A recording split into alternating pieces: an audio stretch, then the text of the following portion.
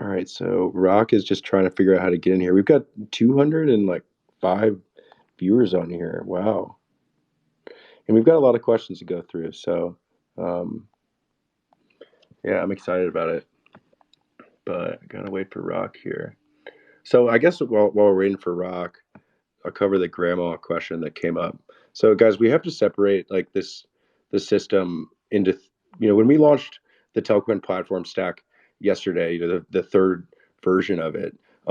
We launched two decentralized networks with unique market participants at each layer. So you have Rivendell, right, which is the settlement network, where telecoms secure it, similar to how Bitcoin miners secure that chain in exchange for issuance. Mobile network operators will secure Rivendell in exchange for issuance. Then you have Telex, which is like the marketplace layer. And at this stage, it's these are relatively sort of crypto native things in the sense that most people don't know how they work or even know they exist. The corollary to QuickSwap market making would be like, I don't know if you remember the GameStop dilemma earlier this year when the market makers were like, "Hey, we're not going to actually sell anymore to your customers today because we decided that." Well, so your grandma might trade stocks, but your grandma certainly is no market maker on the interbank market or the New York Stock Exchange or Coinbase for that matter. And so what QuickSwap enables in Telex more generally is we're just decentralizing that to the users, and anyone can participate and be the market maker now. So you're the market maker now, and so that's revolutionary. Whether or not it's something that is suitable for everyone, well, it's certainly not on day one, but at scale, that's our goal, guys. Like our mission, full stop, is to bring fast and affordable user-owned financial products to everyone with a mobile phone. And so, you're a part of that now. And so there's that asymmetric opportunity where you're like, well, I'm going to participate. I want to provide liquidity and make this thing work. And you're earning fees from, applications that you use, that your friends use. And, you know, and so that's like the Telex layer, right? And then there's the Telcoin application layer. And documentation for that's going to be launched next month. And things like, how you can earn Tel from the application are not exclusively just Telex. I mean, this thing is going to be, it's way beyond. It's there's three layers with unique market participants and you know unique ways that everyone can provide value to the system. And the goal is for it to self-sustain over time on its own. And so that's why it's really a decentralized platform, and that's the purpose of the Tel token in a lot of ways is to reward people who make the system work, and subsidize them, similar to how people mine Bitcoin. At the beginning, Bitcoin mining was you could make a lot more Bitcoin because the inflation was effectively subsidizing future transaction fees.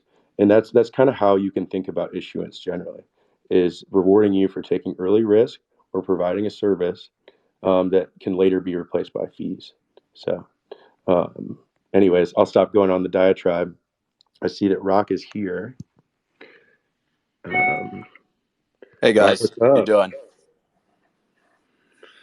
Great. You did an awesome job on the interview, and thanks for joining, man. Yeah, thank you so much for having me. It was a lot of fun. Yeah, we've got some fun questions from the community. So the way that I think we should do this format is basically let's go through each of the questions that we have on this doc that we put together, and then the community can jump in and ask questions and join our little space here. First, let's get Josh and Will in here as well because they requested it. But all right, so the first one was,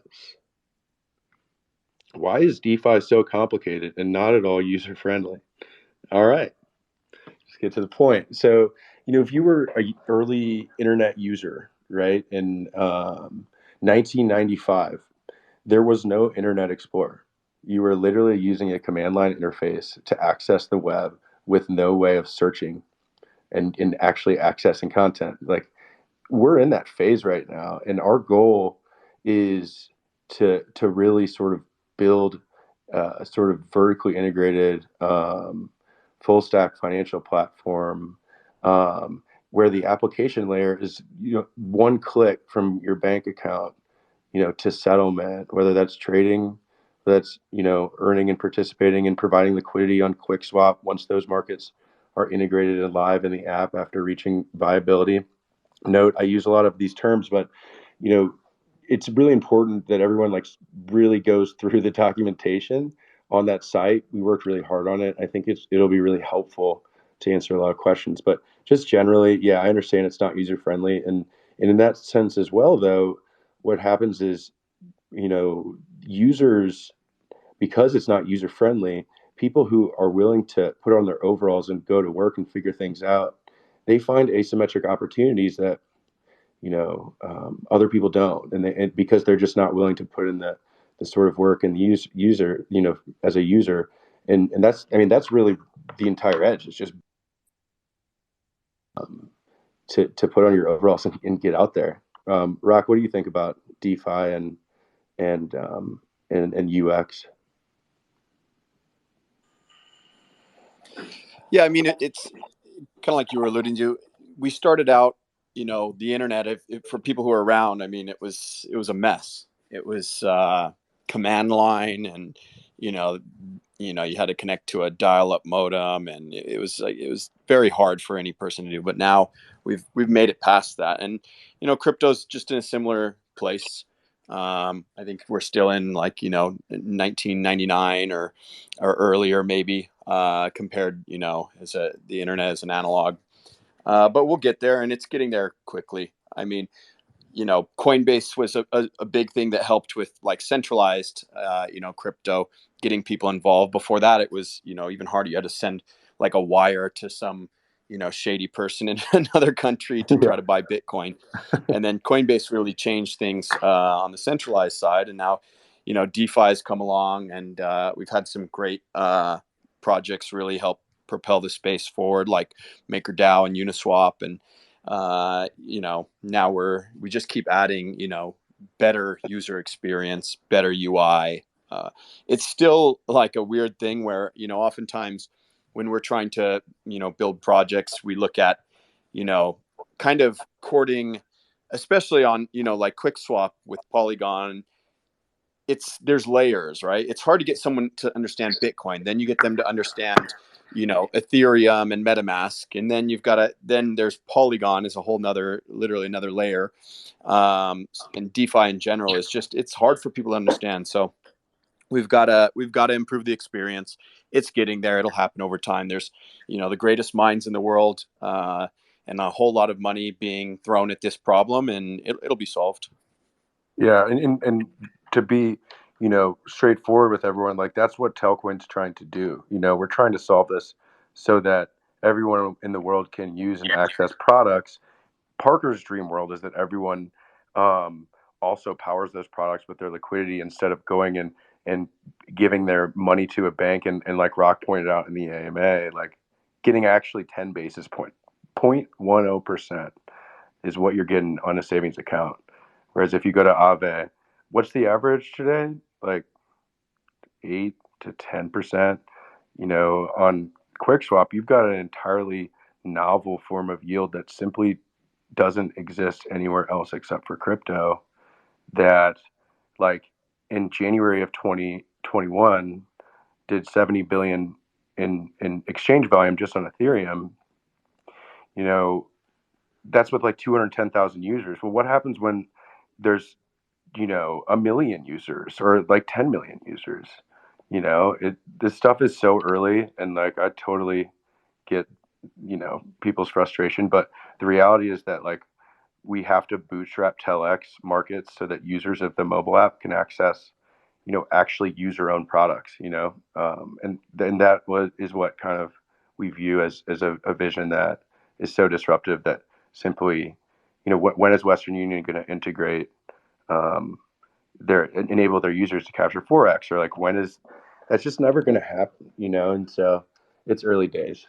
Um, Hey Parker, you mind if I throw in my 2 cents? yeah, yes, please. Front end UX That's king, me. Josh.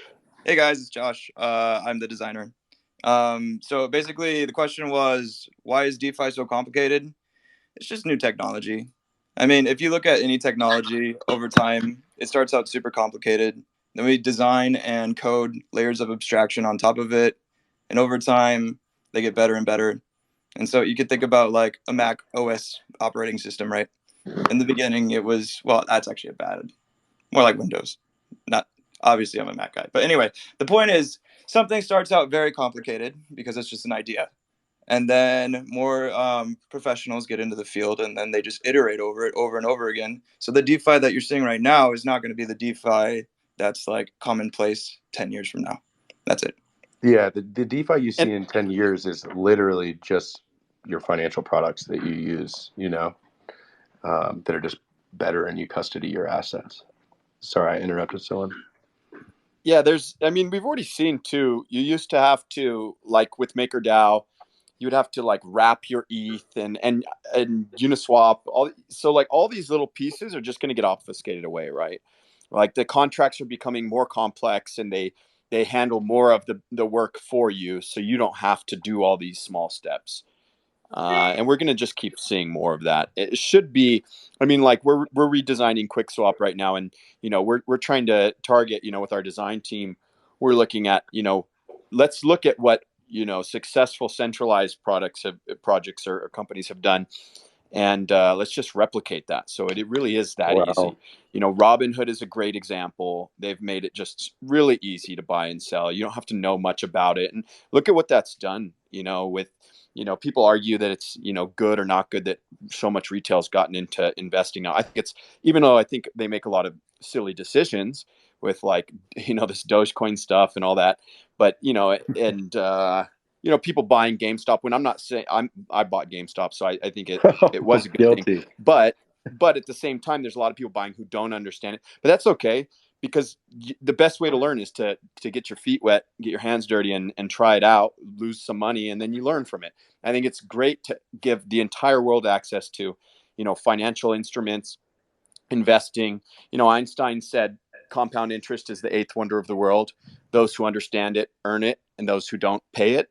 I quote that so much to friends and family who they're like, well, I'm not really into investing. Well, you should get into investing because it's a part of life. I look at it as your, your right hand is your hand that you go work with, and then your left hand is your hand you invest with. If you're not using your left hand, you're limiting yourself. So we need to make this easy for everyone, so that everybody can be investing in a simple way, that they don't really have to necessarily choose stocks or things like that, but find safe ways to get yields. And traditionally that was like S&P 500 and bonds, but these have become it's hard to recommend these to people anymore with what's happened with the bond market and rates and inflation, and then with maybe a pretty scary overheated stock market, where we don't know if it is this because it's overheated or is it just inflation. It's really hard to tell, and people shouldn't have to worry about that so much. So we got to make it easy and find ways to get people easy yields. I mean, a good example is like stable pairs on a AMM, on a DEX, like on Uniswap or on Quickswap. This is like Parker was saying, there's new ways to get yields now. It's not just borrowing and lending with some middleman facilitating and taking a cut. Now we've got decentralized exchanges where you provide some liquidity to like a stable pair, USDC DAI, for example, and you get a portion of the trading fees. It's relatively low risk. Yeah. And there'll be more things like that coming with time that haven't been invented yet. When the internet was first starting, we couldn't have imagined all the things that are being done now, and still can't imagine the things that will come with the internet.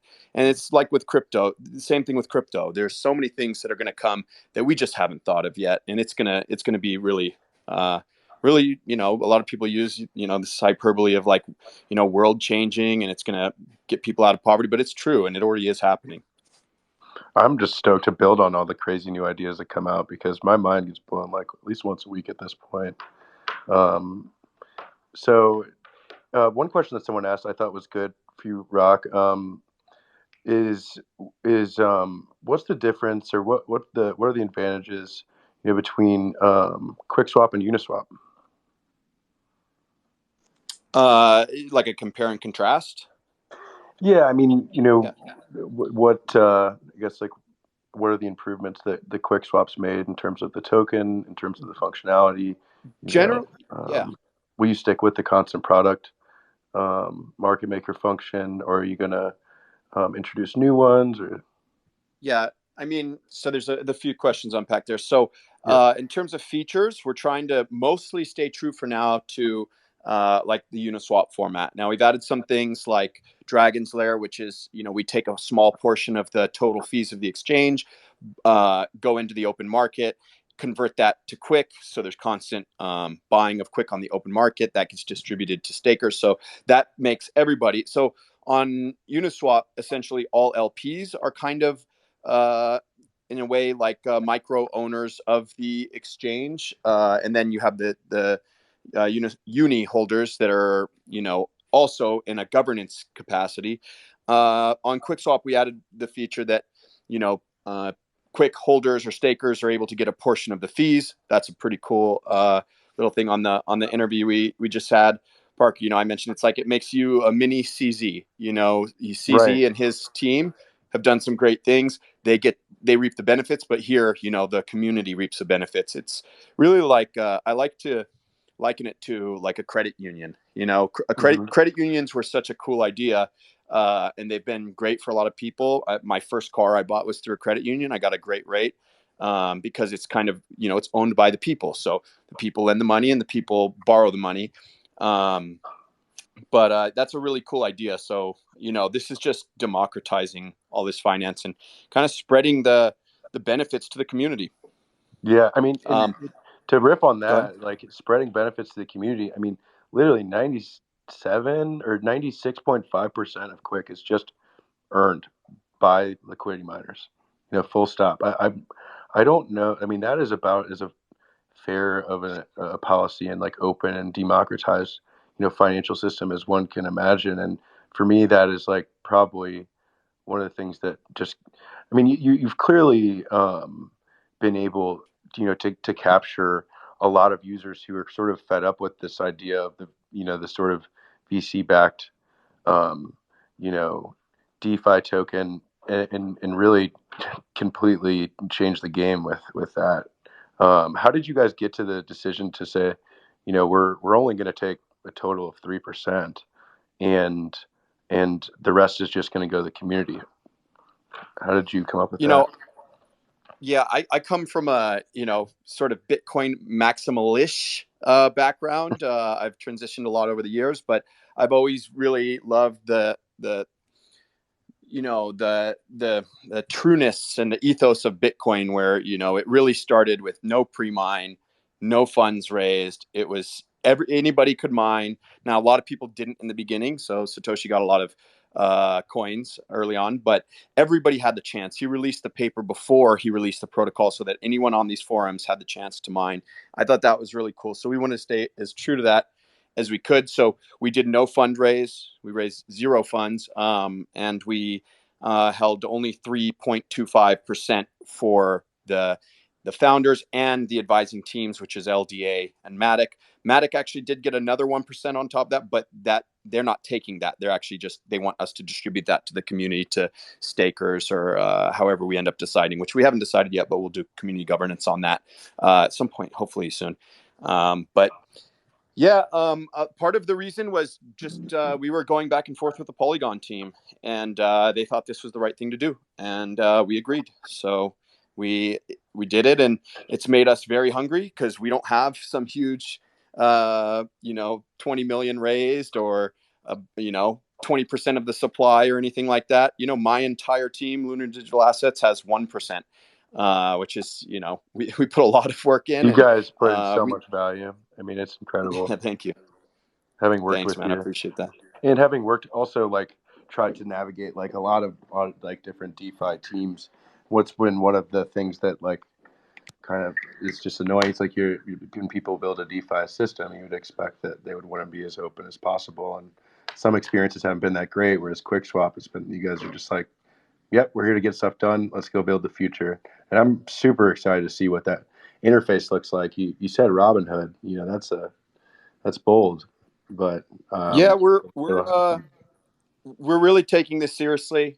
We've got some people really helping to think of the best ways to do this. I guess it's probably okay for me to say live, but yeah, like Mark Cuban has been, sending me tons of recommendations on how to, he's really big on like nobody understands this DeFi stuff. You guys got to make this as simple as any other investment account that people use, where they can track how much they're earning and all of that kind of stuff in a simple way, because it's complicated. I mean, even Dragon's Lair, you have to do the calculation yourself. Now we've improved a lot of things, like adding APY to each of the rewards pools and things so you can see, but like Dragon's Lair we haven't yet, and you still can't see how much profit have you made, how much impermanent loss have you had, and all of these things. So in the future we want to have all of that very simple to understand for everyone. So we've got a lot of people.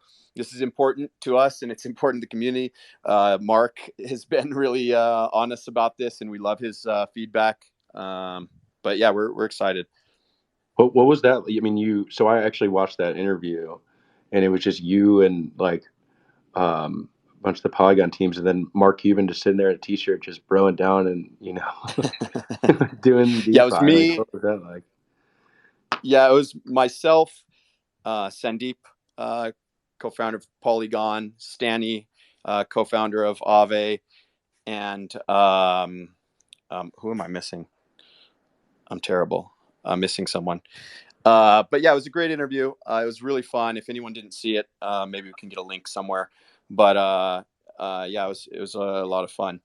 Oh yeah, and it was and Mark Cuban, and then Justin Wu, the founder of DeFi Summit. But yeah, it was cool, man. Like Mark is he's such a fun guy, but he's such a smart guy. Like I was saying in that panel, he's a tech guy through and through. His first companies were tech companies. He was writing the code, so he really gets this stuff, and he gets it from a traditional investor mindset as well, and is trying to help bridge those worlds. Yeah, that's definitely exciting.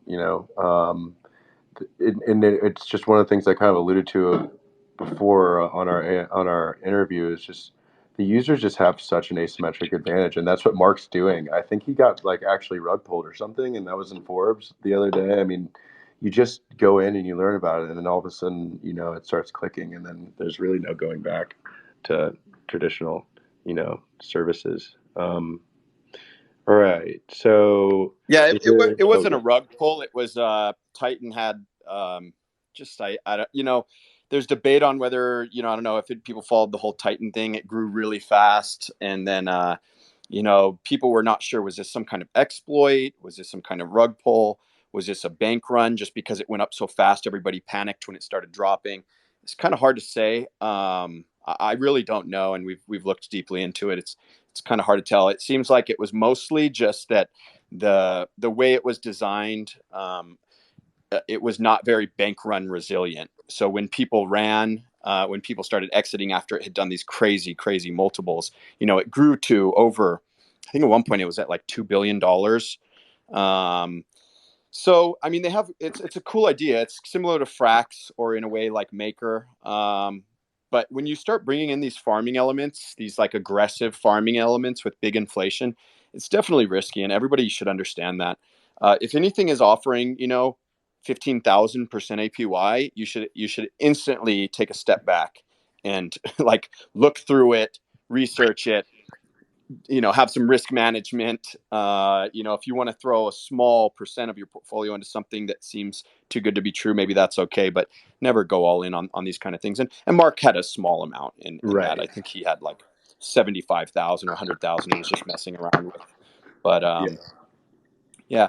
Very cool. Yeah, I mean it's wild. I mean, he's just actually in Discord channels. I saw him he's in the Alchemix one. I mean, the world is waking up, but I think it might just be that Mark Cuban is just so willing to put on his boots and get in the mud that it's probably why he's a billionaire. Yeah, it's crazy when you see some of these. There's a lot of billionaires getting into this, but they're not really digging in like he is. You've got Elon, and I think Elon doesn't understand it as well as maybe he thinks he does, and it's unfortunate. I'm a huge Elon fan, but that really bothered me and hurt me. I actually sold all my Tesla shares in the midst of all this craziness. But yeah, so you've got guys like Elon and even like Chamath Palihapitiya, who I'm a big fan of. He's pretty understanding of this space, but he didn't understand DeFi up until recently. There's a lot of these guys that they get it and they see the Bitcoin thing and they see the value, but to really dig into DeFi and get your hands dirty and be like liquidity mining and doing NFTs and things like that. You don't find a lot of billionaires that are really Right. getting their hands dirty like that. And Mark is really the only one I know of. I mean, other than like Jack Dorsey with Lightning Network, but yeah. Yeah, it's pretty crazy, man. All right. So next question. Um, let's see. Will there be any quotas on providing liquidity, and can there be too much liquidity? Okay, this question, if you go to on the Telex website, go to Telex market participants and incentives, and we very thoroughly examine a few different things there. Um, the first one, just generally, is that we're building exchange products, and the design of those products is that they are fast, affordable, and user owned. QuickSwap solves user ownership by enabling you to capture fees from trades. Um, and so effectively, on these AMMs, you deposit liquidity into a pool, two or more assets. And when, let's say it's a Tel ETH pool, you deposit some Tel and you receive ETH, and that's called a swap. And basically, the more liquidity that's in a pool, the less any one trade costs. You can quantifiably define what the trading costs are on any one swap based off how much liquidity is in there. So for us, the more liquidity, I mean, the general mission of Telex is to be the most liquid, decentralized financial marketplace in the world, and power products for every mobile phone user in the world, because that's what we're building products on top of, is this marketplace layer. And so the more liquidity, the better, especially in the case of our products. And what's interesting is that the idea of, so essentially, you at the beginning of any one sort of pair, the reason that there's liquidity mining is you're effectively subsidizing future fees that are being traded through that market.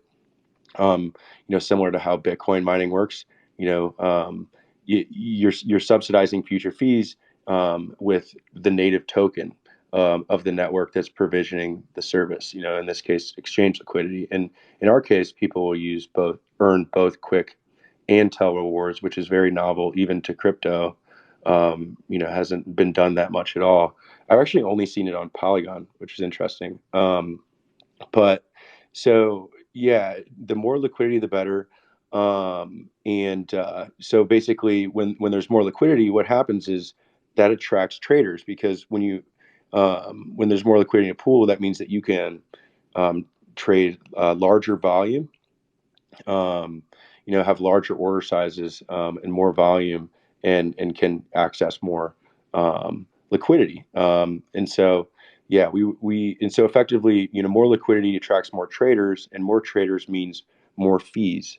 And so, what does more fees mean? Well, that means that the APY on a pool goes up, and so that attracts more liquidity providers, which attracts more users, because you can trade more volume. It attracts more traders, and so you have this sort of flywheel, self-reflexive, feedback loop, where um, where the more volume, more liquidity leads to more fees, and more feeds leads to more liquidity, and you can actually you sort of have what happens is a self-improving um, feedback loop on an exchange product, where as more fees get driven through the product, there will be more liquidity, and so the actual products themselves will cost the user less, which is kind of crazy in the sense that these markets can self-sustain on their own, and you can earn yield on assets that you hold, without ever giving them up. So, anyways, yeah, liquidity is good always, and we want to be the most liquid, liquidity network in the world. So, let's see here. What other questions do we have here? I was just going to say, actually, we've had a few additional questions have popped up on Twitter. Yeah. But I think maybe before we do those, I mean, if there's anybody in the room who has questions, maybe we can open up a few to the room because obviously these people are here live, and I'm sure some people would love to ask a thing or two, and then we can maybe go back and have a look at some of the questions that we already have. I don't know what you think about that, guys. Great. Yeah, that'd be awesome.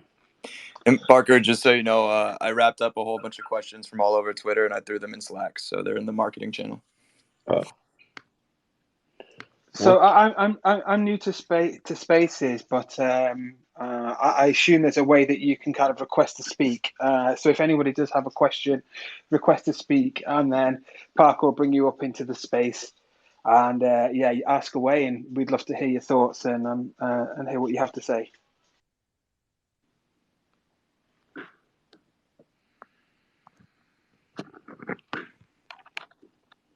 Got Flow Bro here.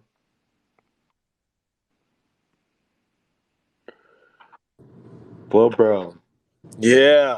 Hey man, you've been a Telcoiner for Long time. you went through the dark ages with us, my friend. I sure did. Yeah, early 2018. I was around under a different name, but I've been there.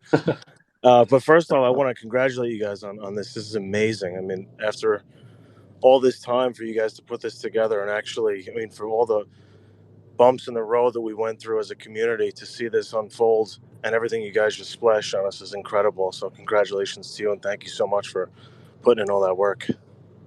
Thank you for your support, man. We're stoked and yeah, it's awesome. Appreciate it.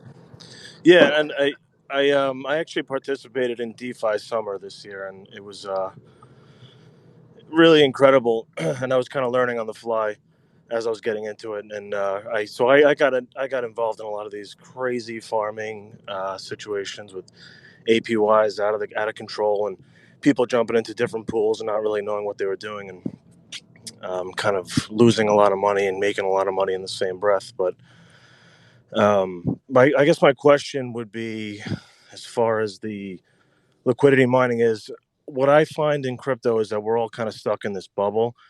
There's this like big community of people, but we're all kind of in this bubble, and we've all kind of planted our flag with what cryptocurrencies we support and what we like and why we like them. And I find that a lot of people will be tough to budge, to move, even if something technically is better or sounds better, or if the white paper is better, or if the APYs are better, or if the technology is better. A lot of times the flag is planted and they're not moving.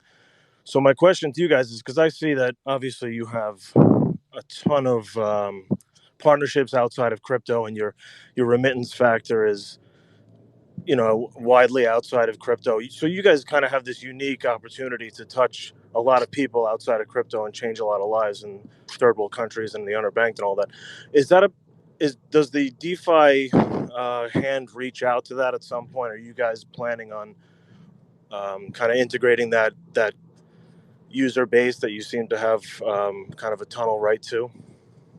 So, in terms of enabling users all around the world to access our products, like that are enabled by DeFi, or like Yeah, because I'd say to with me the it's such a unique advantage for what you guys have built as a user base, like connecting yourself as a product to these outside entities that really nobody in crypto has done, besides somebody like Chainlink maybe, or something that seems to connect to a lot of other entities. You guys have done a really unique thing with the way you've attached yourself to companies outside of crypto that are generally scared of crypto. Sure. To me, it just seems like such an amazing opportunity to introduce even crypto itself to these people. Yeah, I mean, there are a lot of great questions in there, and I really appreciate that your support and the feedback, because we work really hard, and everyone that you see from Telcoin is like working really hard to make this thing a reality, because we're just so stoked about it, and Yeah. the community is just basically everything. Rock and I were talking about this yesterday. I mean, just everything. So I really appreciate it. Yeah, and I think just quick before you answer that, I do wanted to mention something about the liquidity mining. Like, I think that you guys are doing it the right way, and I appreciate it. I think people get scared with the impermanent loss because they don't understand it and they don't know how to navigate when to add the liquidity, when to take it out, when are they losing money, when are they not losing money, with when the different assets go and change in value. I think once that's kind of that kind of butter is spread out for them, you know, they'll understand that the risk, that their risk level and whether or not they can take it. But I think you guys are doing it the right way, and I'm definitely going to be 100% involved. That's awesome. Yeah. So we want to have basically, we want every single, mobile network subscriber and mobile money user to be active users of our products. In the early phases of that, so when you're in that sort of initial bootstrapping phase, Yeah. the Telex sort of, how it works, market life cycle starts out with, a product, unlike most sort of, um, applications that do liquidity mining on top of other protocols, AMM, like typically, Sorry to interrupt. Sorry to interrupt. yeah. Flo, bro, can you mute your mic when you're not speaking? Because we get a lot of background noise. Absolutely. I'll do it now. No worries. Yeah. So where was I? So yeah, basically, like, you mentioned DeFi Summer, like almost every sort of DeFi Summer liquidity mining deal wasn't actually tied to a real end user mobile based financial product. Actually, none of them were verifiably. They were all very much so, make liquidity for our token so people can access it and come use our network, which is cool. But what we're doing here is we're building real, global end user products, for everyone that are just powered by these protocols. After it's very, very clear that they are battle tested. We know AMMs are battle tested. They've done $1 trillion in total volume. It works, frankly, right? And so we want to build products on top of those, and so the Telex miners will have to bootstrap, early markets for people that are going to access products that are decentralized. Today you can send, money to, what is it, 16, Jeff, 22 something mobile monies around the world.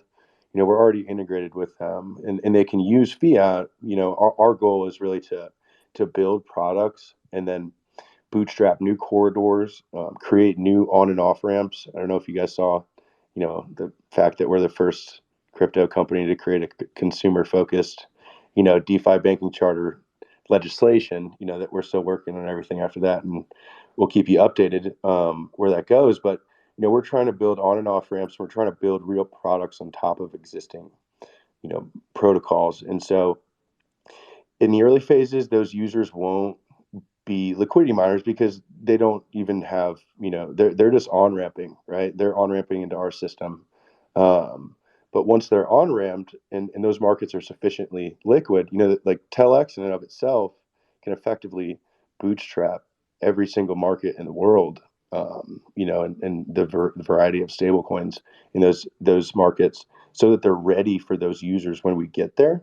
And so that's like part of the design of it, is to scale a global marketplace of a diverse, of markets and products that everyone can use. And so, it's a decentralized system, and so the users will be rewarded for making it work, and so, so everyone can access it. I hope that answered your question, Philippo. And just so you guys know, it's 24 beneficiary markets currently that are publicly disclosed. How many users in total, Jeff? Do you know? I mean, it would be tens of millions. I'd have to crunch the numbers, and I've got it somewhere. But I mean, it's tens, if not hundreds of millions, addressable users. And that's pretty much all Jeff, guys. Jeff has been going around the world to foreign countries, not last year, but he's the guy. He's the vice president of making it happen over there. So good stuff, Jeff. Flo, bro, did that answer your questions? Yeah, no, it did, and I think, and that was one of my thoughts, was that eventually, right, bootstrapping this economy and then tapping in and letting these people kind of have all these financial services is, I mean, geez, it's bigger than any of us could even imagine. It's absolutely massive. Like, it's so I would want to, encourage people to really read up on the instructions and understand the risks that come along with it, but try and get involved, because we have a unique opportunity as a community that's been involved with Telcoin for a long time to really do this, to bootstrap this, and to push this forward. And the more that we get involved and the more that we do it, the early holders and things that hold more tokens than most, we can push this along faster and open more of these products, I think, and really get to where we want to be. Because I know a lot of newer Telcoin holders get obsessed with token price and all this kind of stuff, but the decentralized nature of cryptocurrency is giving us an opportunity to get in and get our hands dirty and get in the mud, like Parker was saying, and be a part of this. And we don't necessarily have to have the name Telcoin on our back, but we can be there, and we can be the economy. We can build it with them. So that's all I want to say. And thanks again, everybody, for your hard work. And I'm so happy that I'm a part of this. Thanks, Flo, bro. It's awesome. Thanks, Flo, bro. Friend. And just to quickly jump in to quantify the kind of market opportunity here, I think Parker mentioned earlier, it's 5.2 billion mobile phone users globally. And according to the GSMA's latest statistics, 1.2 billion registered mobile money accounts. So it's just completely massive opportunity. Yeah, great work on that, Jeff. So let's see. Who is next? Well, here's one question that someone asked: will there be a lockup period for staking, or can users hold out at any time?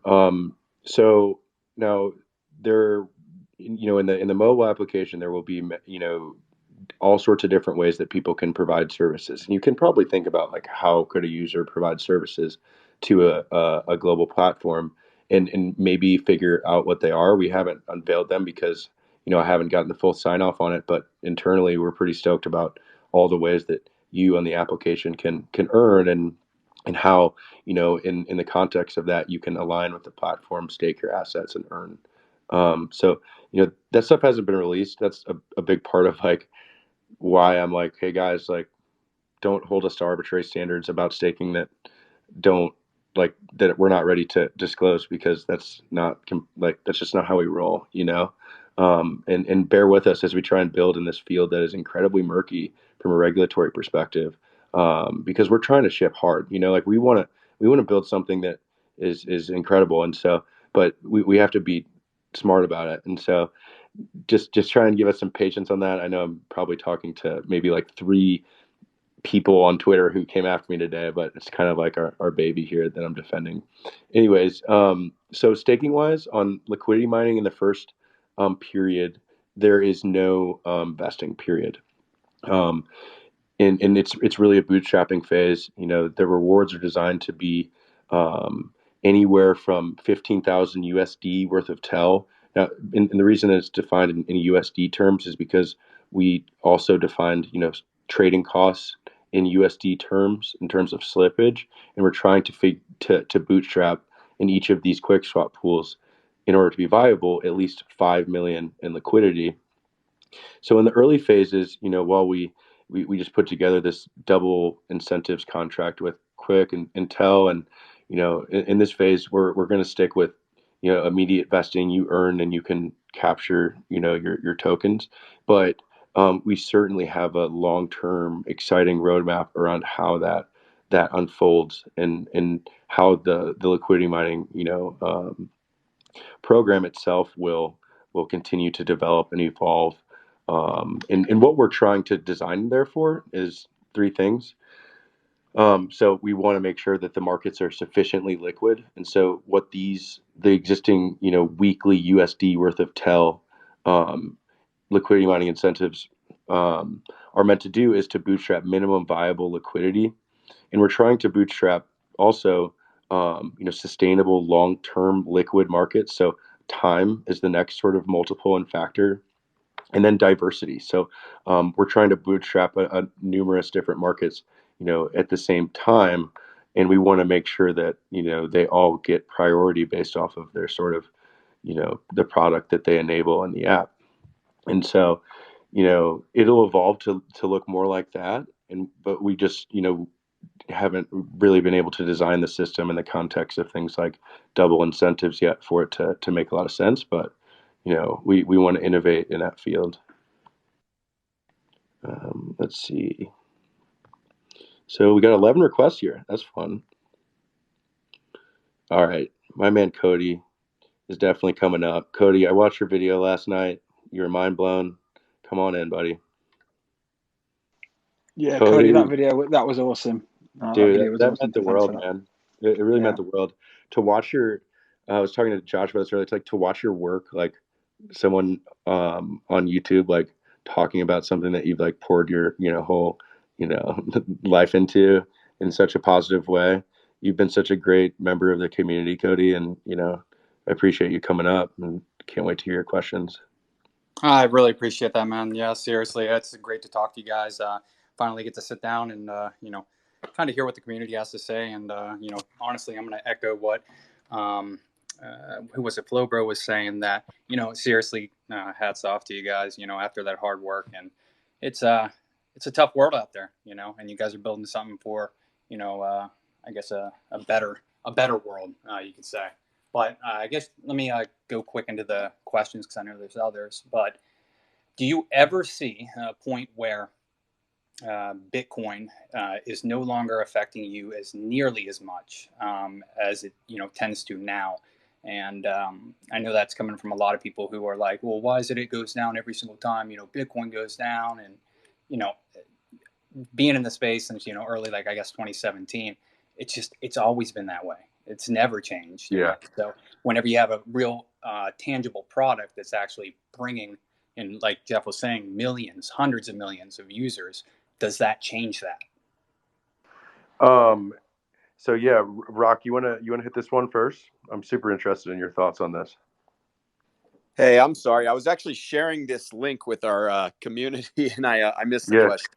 his What was question was basically, will there be a time when let's say Quick or Tel or another token can decouple from BTC's sort of complete and total control over the market cycles? And do you expect that to happen when we see decoupling from real projects based off of fundamentals from Bitcoin? And how does it happen? Yeah, I mean, I think we're seeing some of that, right? It's not completely, they don't completely run in lockstep, but it's still obviously, there's still a strong correlation. I mean, it's hard to say. I really don't know because, we look at the traditional stock market and everything generally runs together, right? But of course, different things change based on, announcements or press or whatever, earnings reports and things. But, uh, I imagine that there will always be some correlation, but that it'll, things will pull away in a way.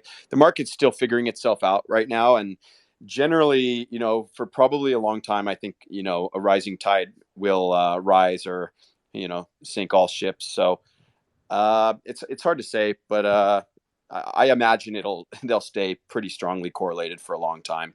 I mean, we do see, big differences from project to project. I mean, even Ethereum and Bitcoin have had some pretty big differences in gains and losses. But yeah, that's about all I have on that one. Thanks, Gotcha. Rock. Yeah, I Yeah, appreciate that, man, for you answering that. Because I know everyone gets all caught up in that, and they're like, "Oh my God, well, is it manipulated?" And it's like, come on, let's chill out a little bit, guys. Let's understand the fundamentals before we start, calling things that. yeah. I But have an answer to it actually. I'd like to throw in yeah, because yeah. Sorry it's about that. something I've thought about a lot. So before, like, you know, uh, back in like 2017, 16, 18, Bitcoin was the reserve asset of this space, right? Like if you wanted to buy an altcoin, you had to buy Bitcoin first. And so that really like drove the market cycles into a place where every time you sold your altcoin to go to USD and the market's going down, you're buying a Bitcoin, and so that has sort of been a reflexive feedback loop there where it's just had that reserve asset status. I don't think that reserve asset status will be here for much longer. In fact, I actually don't know that it even is the case anymore. Like, is there more liquidity versus Bitcoin, or is there more versus Ethereum? There's a lot more versus Ethereum. Um, I think when you see things like, Quick has a buyback based off of, a programmatic buyback policy to governors of the protocol based off of the usage of the system, I don't see a world where that doesn't drive some value, capture in some ways. I don't want to speculate on the price, but like, that system is in a way designed, to capture the value of the economic activity. And so, I would find it very hard to believe if there were, a billion users in a system like that, and then all of a sudden it just doesn't, like, the economics don't work out. So I do think there will be a decoupling. And Rock, I know you're a little bit of a Bitcoin maximalist. I used to be, and I think Ethereum probably is, the king, because look at PayPal. Like, they did 930 billion in transaction volume last year, and Ethereum did, twice that in the first quarter. It's like not even close, in terms of the traditional system versus this system. And I love Bitcoin, but I think that Ethereum probably has it. Cody, Yeah, what other questions do you have? yeah, man, I appreciate it. Again, thank you for answering that. So whenever I went to the Bitcoin conference this year, I went actually with Crypto Stevo, and we went down there, and we were, listening to Jeff Booth, and there was actually Brian Brooks and things like that, and it was awesome to hear them talk about it. They actually sold me on, I will buy one eventually. Like, I get it, I understand the whole concept, and I get that, it started it all, and we're appreciative of that. However, time does move on. Blockbuster isn't real anymore, so I think as well it will decouple. So that's my opinion. I agree with you on that. I still think it holds, a purpose in the crypto space. However, it won't hold that space, I would say, forever. I'm a big proponent on Ethereum, and the reason why is because you look at all these other platforms out there, and I know this isn't a question yet, but I'll get to it. But you look at all these other platforms, and I even said it in my video, is, who's really using blockchain to provide a solution? Who's really doing it? You can build a platform. That's wonderful. That's great. But it's not always about being the fastest, or, it's about reach. It's about you being able to be compliant, to be able to work with these people. And then again, who's using it, and that's the thing I think, like, everyone assumes Cardano is going to do is just, automatically take it, and beat Ethereum to it. And it's like, I don't care what they're doing, man. I want to know what's happening now, what's going on now in the space. But my question is it's going to relate to within the application. I went on a little rant. I apologize. Some of these applications that are going to be, or protocols that are going to be within the application. Now, are they going to be completely designed by your guys' team, or is this going to be, obviously managed with, some of these mobile money partners or these telecom partners? And can you possibly be able to, I guess maybe stake some assets and maybe earn 15% off your phone bill or anything like that?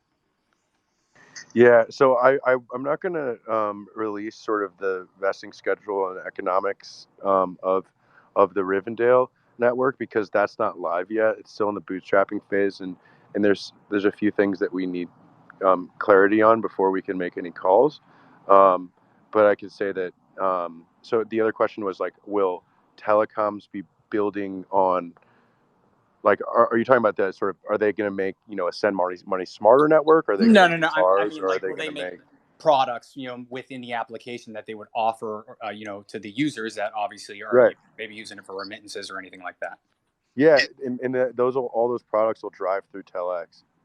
Amazing. Yeah, But that's like, great. the send money smarter network is designed to be the global user-owned remittance network, like that, the global remittance network. And so all remittance volume, when we can bootstrap the global on and off ramps and stable coins and things like that to enable it, um, you know, that product will be the remittance product, because it'll be the best product on the Telcoin platform, because it's going to continuously improve over time. And we're in from our perspective, like, we're not building DeFi protocols, and that's not our space. That's what people, like Rock do. We're building a platform in a lot of ways, and very importantly, that's a huge separation there, right? In terms of, it's a decentralized financial platform.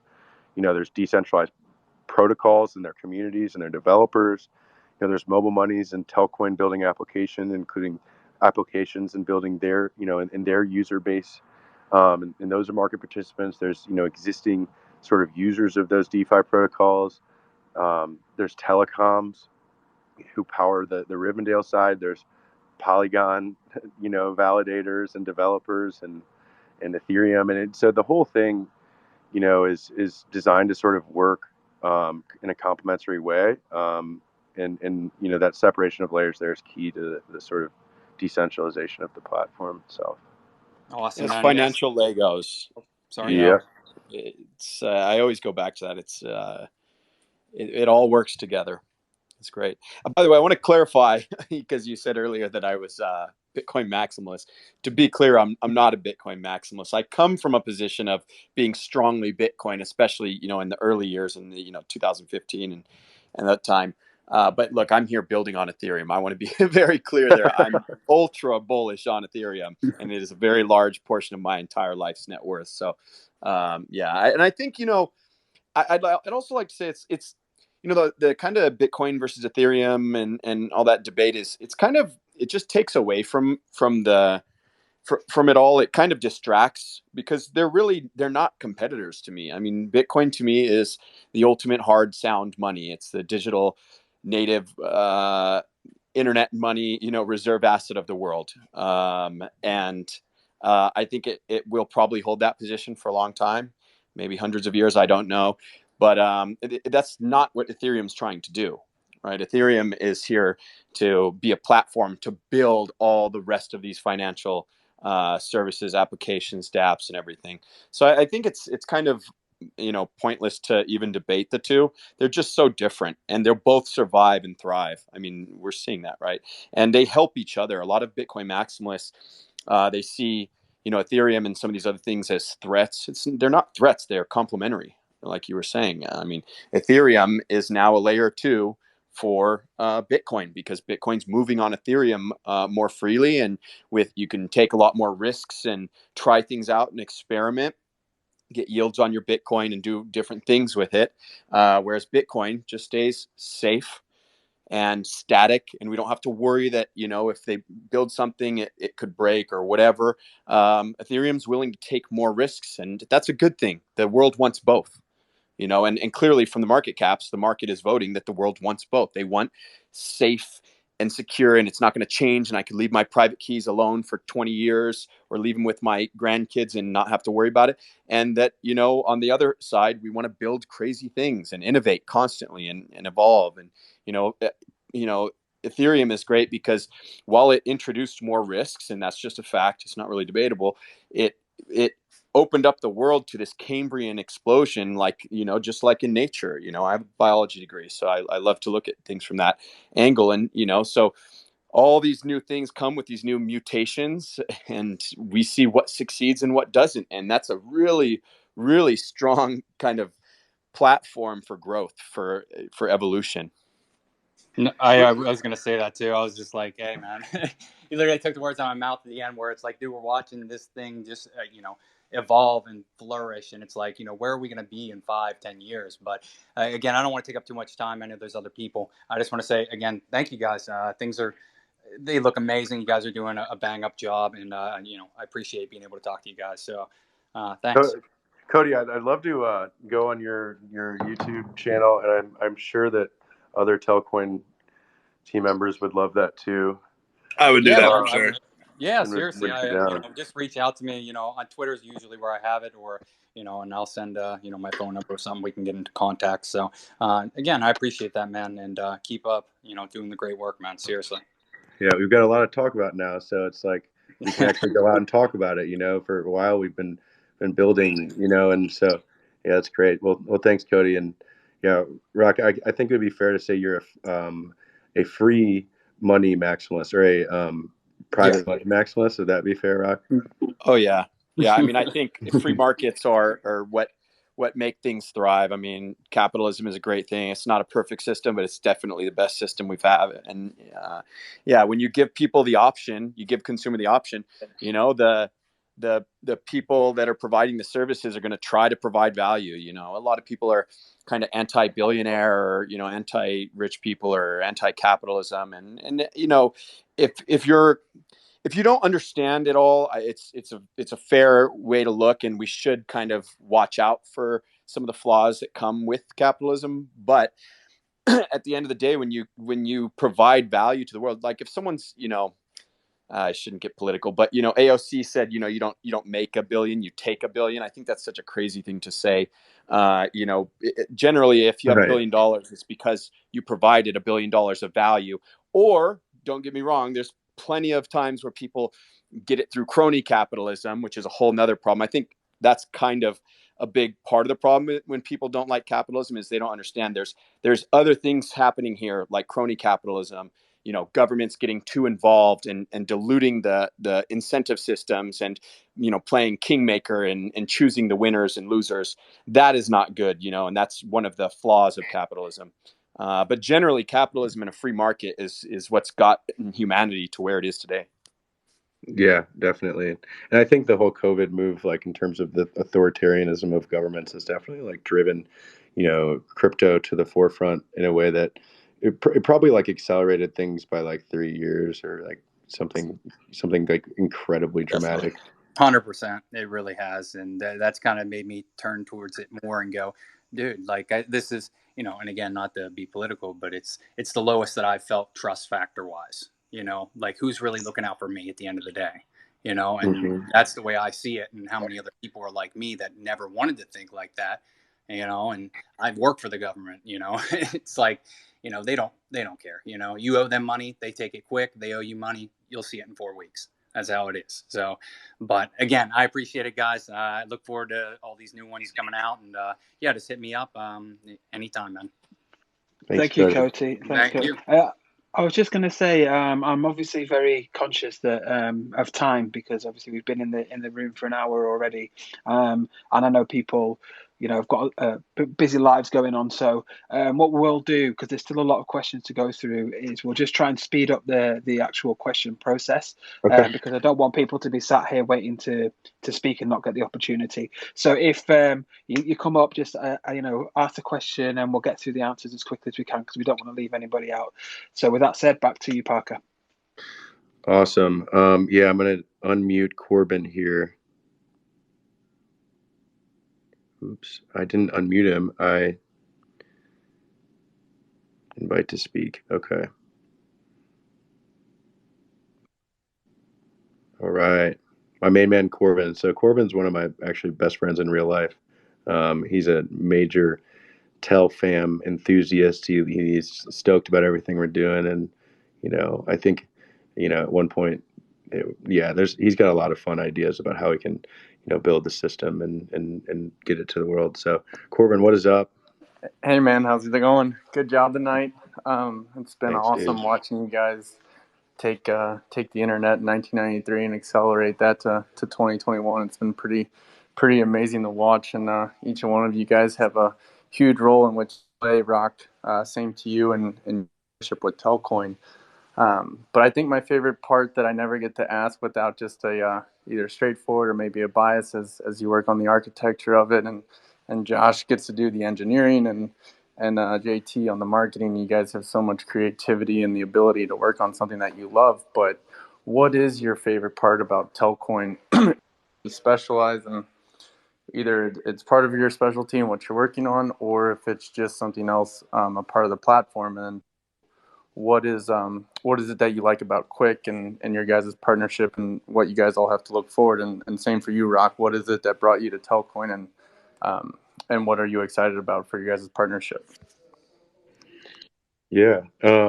My favorite part about working on Telcoin is just like being able to literally, Rock and I actually talked about this yesterday, like waking up every day and just like actually doing exactly what you love. A little bit about my story is that I was like working in like technical staffing before. It was in 2016, and like had been obsessed with Bitcoin, Ethereum for a while, and then one thing led to another, and I was like, all right, guys, see ya. Like, I'm just gonna go figure out whatever I can do to be in that space. Like, I'll do it, whatever the cost is. I mean, Corbin, you saw there are definitely times where it's like, good God, Parker, like, get some new clothes, man. Like, No. Yeah, watching you get to do your thing on the Friday night and Saturday night is definitely cool. But tell me your favorite part about Telcoin, your favorite part about Quick. What's your favorite part about the platform you guys have worked so hard on?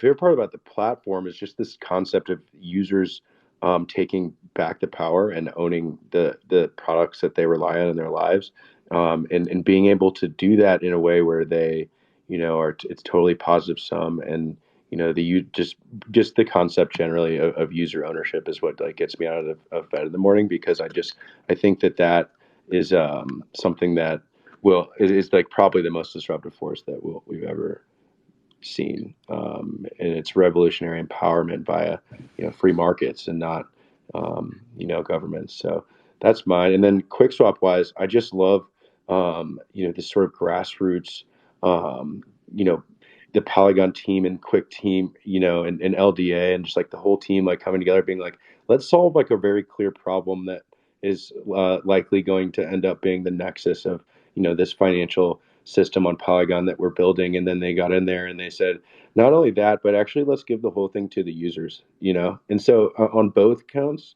Telcoin, user ownership, community, building fun products, and QuickSwap, it's the same thing. Is that user owned concept? Love to hear Rock's thoughts. Yeah, man. I keep seeing kind of a central theme here, and it's kind of power to the people, Yeah, and so both of the things I would say. So with Telcoin, the thing that was really interesting to me, because I know that you've been working with our team now for a while on this, and I've been quite busy with things, and so I didn't know everything that was happening. I was kind of watching from afar until recently. I started getting more involved as things kind of we got more meat on the bones. And the thing that really, really interested me was just that you guys are doing things to help with these developing nations, emerging economies, and just people that don't have access to this stuff. I mean, I love it. This is what Bitcoin was all about from the beginning. In my eyes, that's what attracted me to it. From helping people that have no access stuff is a big part of why I like Polygon as well, because we see the people using Polygon are it's a different demographic than the people using Ethereum L1. So we see people doing, the average transaction size is much smaller. They're a lot more active. Generally right now what's happening is the whales are kind of staying on ETH L1, and it's becoming a settlement layer similar to Bitcoin and Lightning Network. Bitcoin is the settlement layer and Lightning is the transactional layer. And so we're seeing the same thing happen with Polygon and QuickSwap, where, it's much higher transaction throughput, like just the amount of usage people are doing. I think I saw a stat the other day that on QuickSwap, people are 40 times more active than on Uniswap on layer one. That's a pretty incredible thing to see. The average sizes are so much smaller. The community is growing so fast because instead of having, 1,000 whales, not that that's, what Uniswap is about either. They want the same thing. They want inclusion. And I love Uniswap, and they've paved the way for all of us, not just at QuickSwap, but all of DeFi. They've really helped pave the way.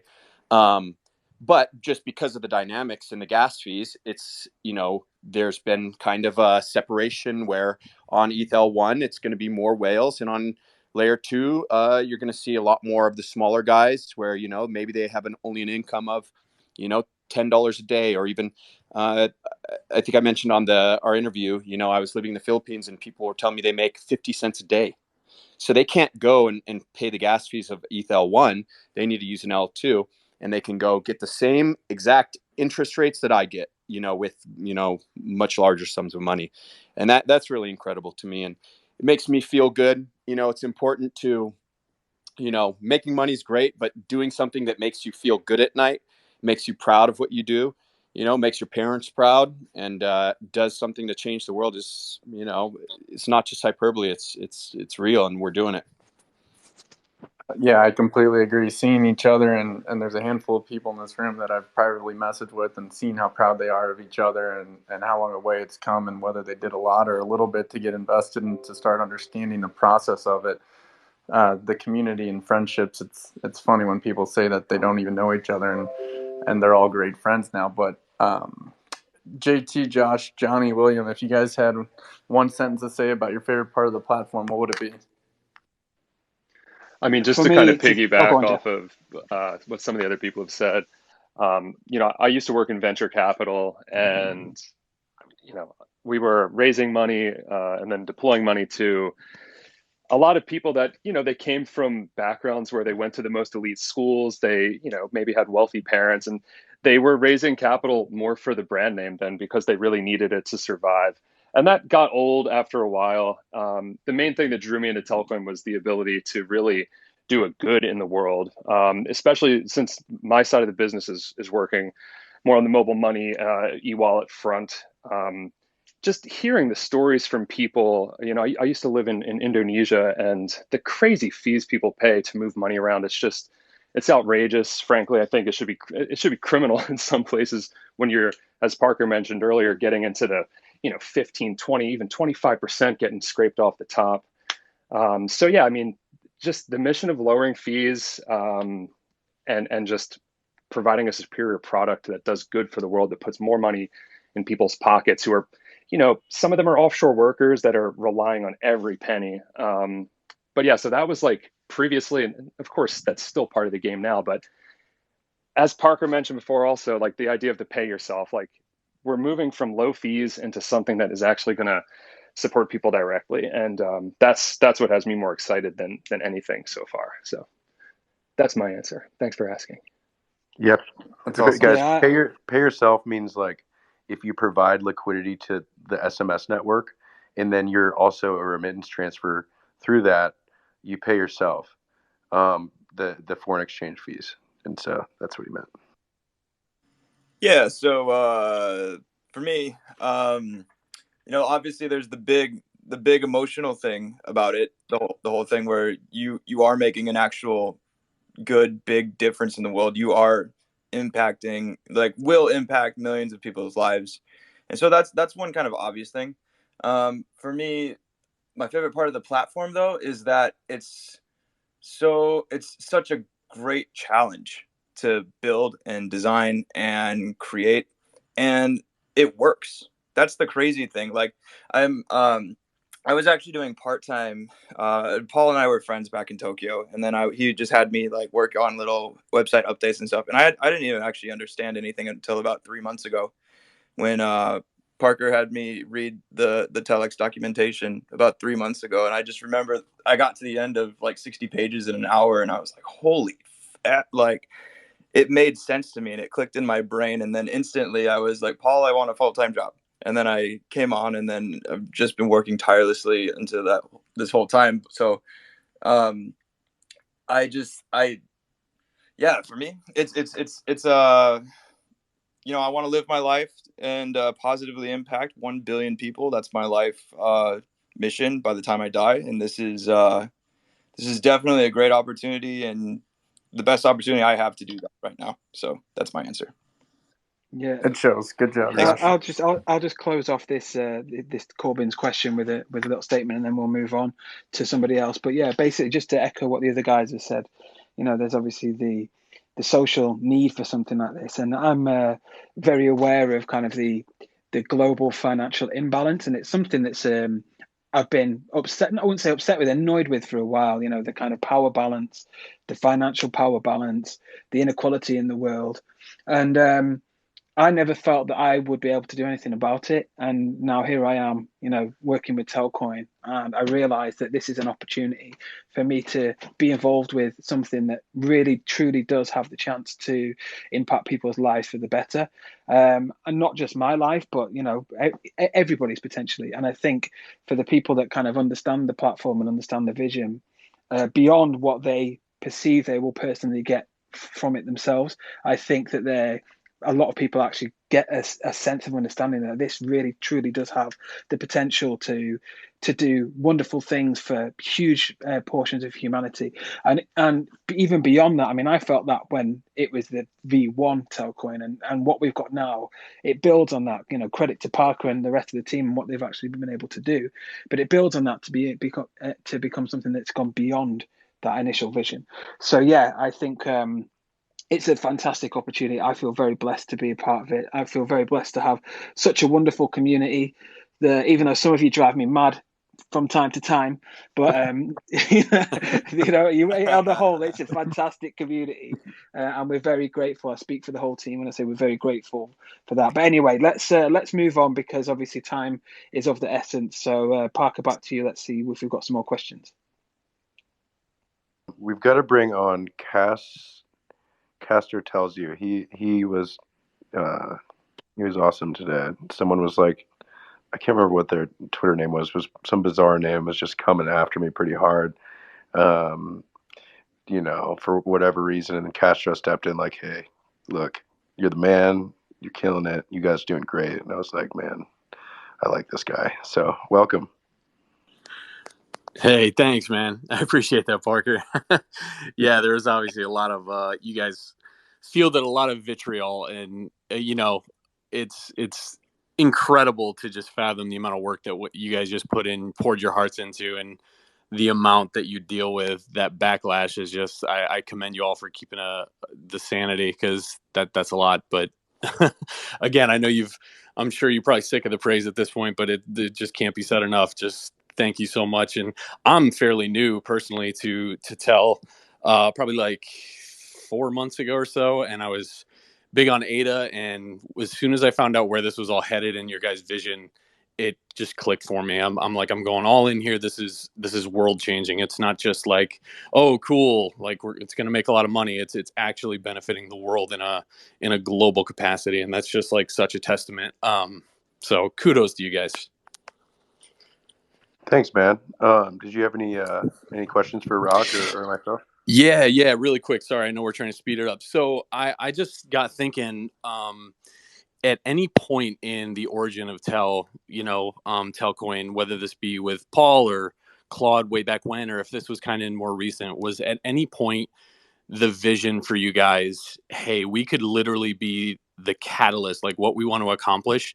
We could be the project that helps turn the real world into, like, crypto is normal. Like, this is because you're used every day, because it's in the hands of modern people that are going to be using it for remittances all over the globe, and they're not tuned into crypto at all. And then once they find, there's that brand awareness, it's in their hand. Like, did you guys have at any point, we could be the one that shifts the real world into crypto? Because there's so much of a bad stigma, still about the space and Bitcoin and whatever. But Yeah. with you guys, it seems like there's such real potential to actually be a project that billions of people are using eventually, and it just kind of shifts to where it's mainstream, and you guys could be kind of leading the pack.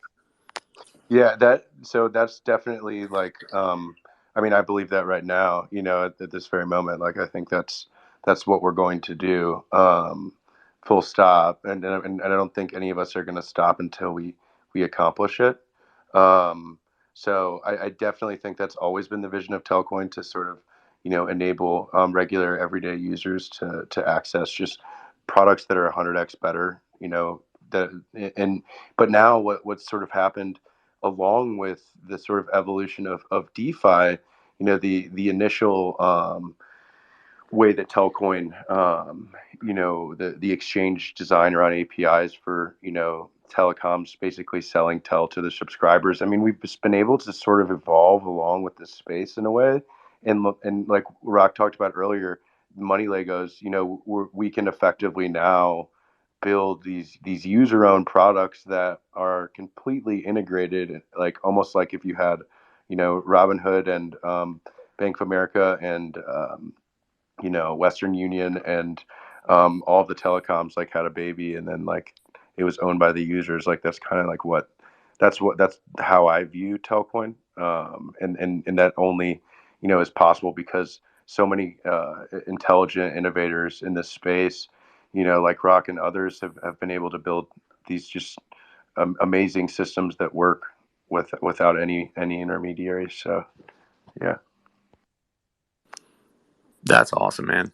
Yeah, it's been quite a learning experience, and just in seeing how you guys just stand out amongst the rest, because me and my buddies who are in crypto talk about it a lot. There's so many projects out, a majority of them, honestly, that it happens behind the scenes and they're just not aware. But you guys are the first that there's going to be a level of awareness that's just like unprecedented, because they're going to come to know the brand, and they're going to come to realize they're using blockchain, and that's all happening with Tel. And it's just really cool to see that you guys could be a pivotal kind of catalyst in all this. And I just was kind of fascinated if that was ever like, you know, the one of the main goals, or just kind of an awesome byproduct of like, hey, we could actually, kind of spearhead the charge for turning the tide of crypto for, this is real world mass use case. Yeah, I definitely think it's always been the goal. I think now it is possible in ways that no one could have imagined even 2 years ago, really. Yeah, thank you so much for your time. I really appreciate it. And hit me up whenever, dude. Thanks for having my back today. Appreciate it. You got it, man. Anytime. I appreciate you letting me on, guys. Thank you again so much, and y'all just keep grinding. Excited to see where this goes. Thank you. Likewise. Excellent. Thanks. So again, just looking at the time, I know Rock's quite busy today. He's got to shoot off in a minute. So I think we might have time for one or two more questions. So if anybody has a question that's specific to Telcoin and the Quickswap platforms, maybe give us a signal now, and Parker can bring you up. But failing that, if there's just Telcoin specific questions, if you guys like this format, then maybe we can revisit this. Parker's doing another video tutorial soon about the actual platform, and maybe we can follow it up with another one of these kind of AMAs. Just let us know your thoughts on that. But for now, if you've got a question that's specific to Quickswap and the Telcoin sort of ecosystem, how they work together, then let us know now, because obviously time is running on, and I know Rock's very busy. So there you go. Yeah, I do have a question for Rock and Parker. Basically, with the supply for liquidity, will there ever be a chance that a user may be able to only supply one token or utility to provide liquidity without having to purchase additionals? So I would say probably at some point.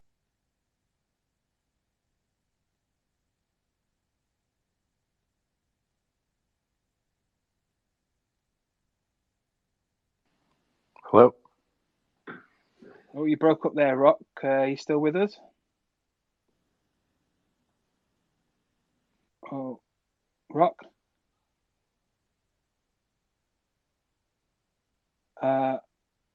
He's gone. I'll. He's down there. He's decided he's going to be a listener for a bit. All right. Let me look for my main man.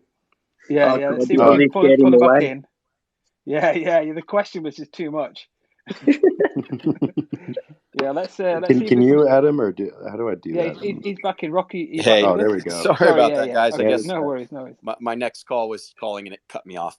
So I think maybe at some point we may do that, or we may integrate some of the features of Uniswap v3 or things like that. But right now, that's not our primary focus. Our primary focus is growth through just increasing liquidity and volume, partnerships and integrations with great projects like Telcoin.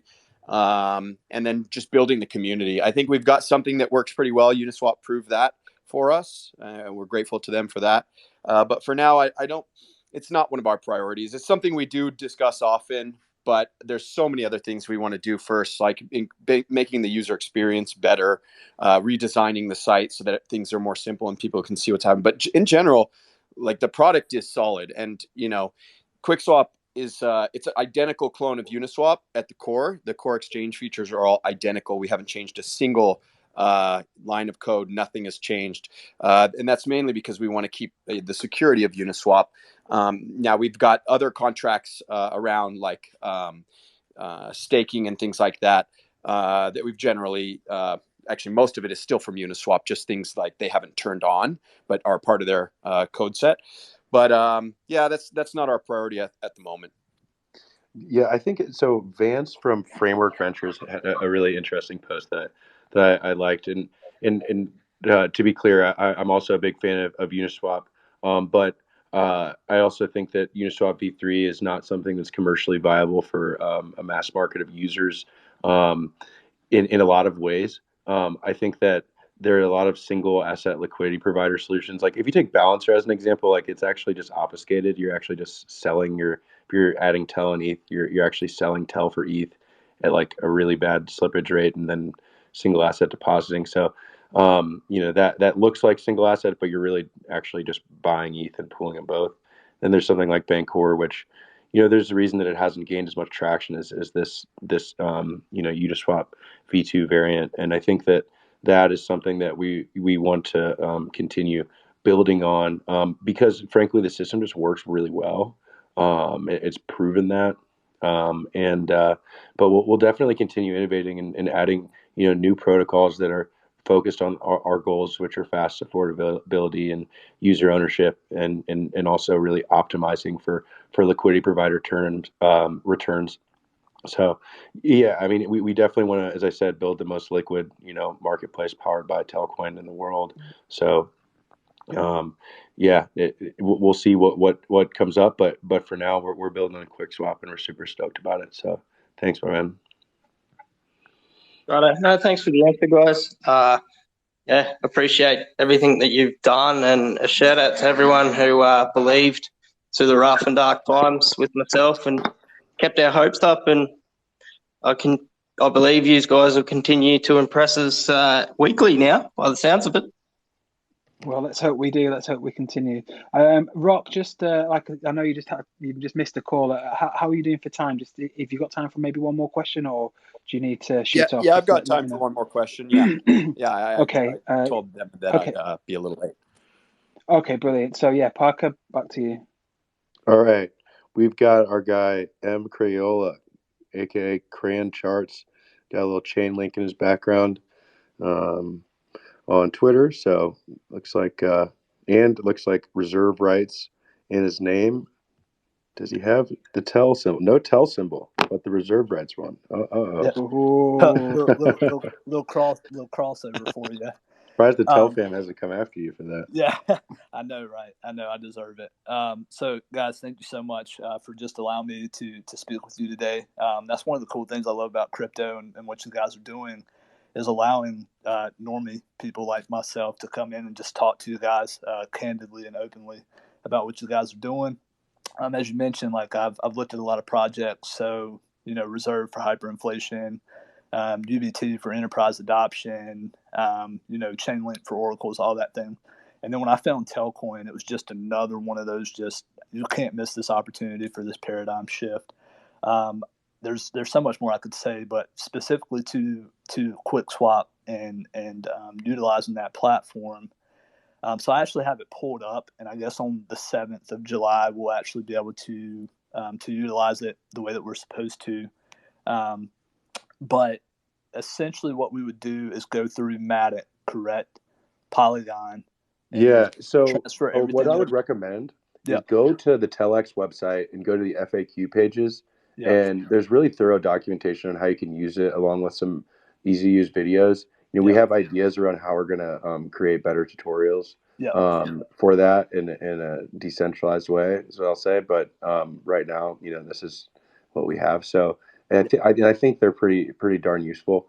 The other thing I want to say is that you can today use you can go provide liquidity to all the pairs that are being bootstrapped, which you can also find on the Telex website. Quickswap is 24/7, 365. Yep. Pull any asset on Polygon there, and then next Wednesday you can start mining liquidity by staking it in the staking contracts. So. Right. So is there no opportunity right now to stake tail directly for more tail? Or is that coming, and will all of these features eventually be transitioned over to the Telcoin app? So right now, the Tel Quick pair and the Tel ETH pair are earning, I think it's like 11 and 10 Quick a day, respectively, which is pretty incredible. I mean, that's 5,000 USD worth of rewards. So you can earn Quick now, and next week, starting on Wednesday, you'll be able to earn Tel and Quick in the Tel USDC pair, the Tel Quick pair, and the Tel ETH pair. And then, based on the performance of those markets, Quickswap's data will tell them whether or not other ones should also get Quick. Okay, awesome, guys. Well, we'll be. So we have two. To clarify, we have two pairs now on Quickswap that have Tel, so you can provide liquidity to those. That's I believe it's Tel Quick and Tel ETH, and so you could go there, provide 50/50 of each, and then you'll get trading fees on our pools tab. Once you put the liquidity there, you get trading fees from whoever trades on that, and they've got some pretty good volume going. And then if you take your LP token over to the rewards tab, deposit it there, then you get Quick rewards on top, which is like a subsidy. Like we were saying earlier, it's kind of like, I look at it really similar to like Bitcoin. In the beginning, it was the Coinbase reward or the mining reward. and plus the mining fees that you pay, and then over time it becomes less about the mining reward and more about the fees, and that's what we're seeing with Quickswap, and we're subsidizing it early on to bootstrap, and then over time it should shift to a more trading fee only model, and we've budgeted tokens for another 3.5 years for that. But yeah, you can start trading Tel on Quickswap today, and then next week we'll be adding more pairs, and we'll be possibly increasing the rewards on these pairs. We're still figuring out strategically where to put the rewards, but we'll be adding definitely more rewards for Tel. Excited to do so. That's cool. So for every pair, like I would add Tel plus like USDC or Tel plus ETH, like 50-50. Is that what you're saying? Yeah, exactly. Okay. Awesome. Thank you so much, guys. I mean, for making yourself available to all of us. That's incredible and a testament to what the Telcoin team is doing, and why I love this community so much with Flowbro and Caster, Patty Stash, and everybody else. Y'all are incredible. Keep doing what you're doing. Yeah, thank you very much. Rob, if at any point you need to shoot off now, then obviously feel free. And to anybody, I was just going to say, to anybody who's not yet tried using Quickswap, for whatever reason, maybe they've a bit intimidated by the process, I would wholeheartedly recommend it. Having used Uniswap, KuCoin, other systems, it's a breath of fresh air once you actually try that out for the first time. It will blow your mind, like how fast, how affordable it is. So definitely be sure to check that out. Thank you again, Rob, for joining us. Sorry, thank you. Yeah, it's really the same experience as Ethereum DeFi, but with a 50th of a penny or 100th of a penny or whatever for the gas fee, and instead of the 13-second, or if it's congested and you're not in the first block, up to minutes or hours, it's around 1 to 2 second block time. So you could do all the things you do on Ethereum, or most of them. There's a lot of, Aave is here, and you've got us and a ton of other big projects that you can do a lot of the fun stuff you're doing on Ethereum on Polygon. And I guess I should give Polygon a shout out here too. I mean, Polygon's what's making this all possible. They've done something really amazing, and the growth has been explosive. I mean, they've got to be, last I checked, it was going from 5 to 6 to 7 to 8 billion TVL, on a daily or weekly basis. I don't know what they're at now. Probably, I would guess somewhere between 10 to 15 or something. But so yeah, people are seeing it. They're having some trust in it now that it's been around for a couple of years, and now that big people like Aave have come, and there's billions of dollars locked. So it's generally, people feel it's safe. Of course, do your own research, but yeah, Polygon's made it all possible for all of us. Come try trading for less than a penny, and 1 to 2 second block time's pretty cool. The website's quickswap.exchange, and if you want to bridge your assets over, you just go to wallet.matic.network/bridge. Cool. Thanks, guys. Thank you so much, Rock. We're stoked about partnering with you guys, and really thankful for your time and for sharing some wisdom with us, a lot about your background, and we're just stoked to be building on Quickswap, man. Thank you so much. Yeah, thank you. Now, just we've still obviously a lot of questions we didn't manage to get through. So maybe what we could do before we sign off is just maybe go through a couple of the questions that we've received online, and then we'll do another one of these AMAs. There's only 2 more people on the. Is there only 2 more people? Oh, should we do those 2 people? Yeah, let's stick with them. Let's let them jump up, and then the rest of the questions we have, just save them for the Telex deal, because yes, I'll be around. I'm ready, guys. If you can throw a curveball my way, I'll be super stoked about it. I think this is this is the first time we've tried this platform, and like Parker said initially, it wasn't the original plan, but having used it, I really like it as an AMA platform. But let us know in the feedback on Telegram or Twitter whether you think it's something that you've enjoyed actually engaging with, and maybe like I was saying earlier, after the next Telex video that we put out with Parker, maybe we could reconvene and do another one of these, or I don't know, maybe we could do it on YouTube, but let us know. But anyway, back to you, Parker, and we'll finish up these questions. Sounds good. So we have simple crypto. That's what we're trying to do here. Make it simple and make it send smarter. So simple crypto, what is going on? Yeah, that is my intention as well. So yeah, just kind of a clarification question.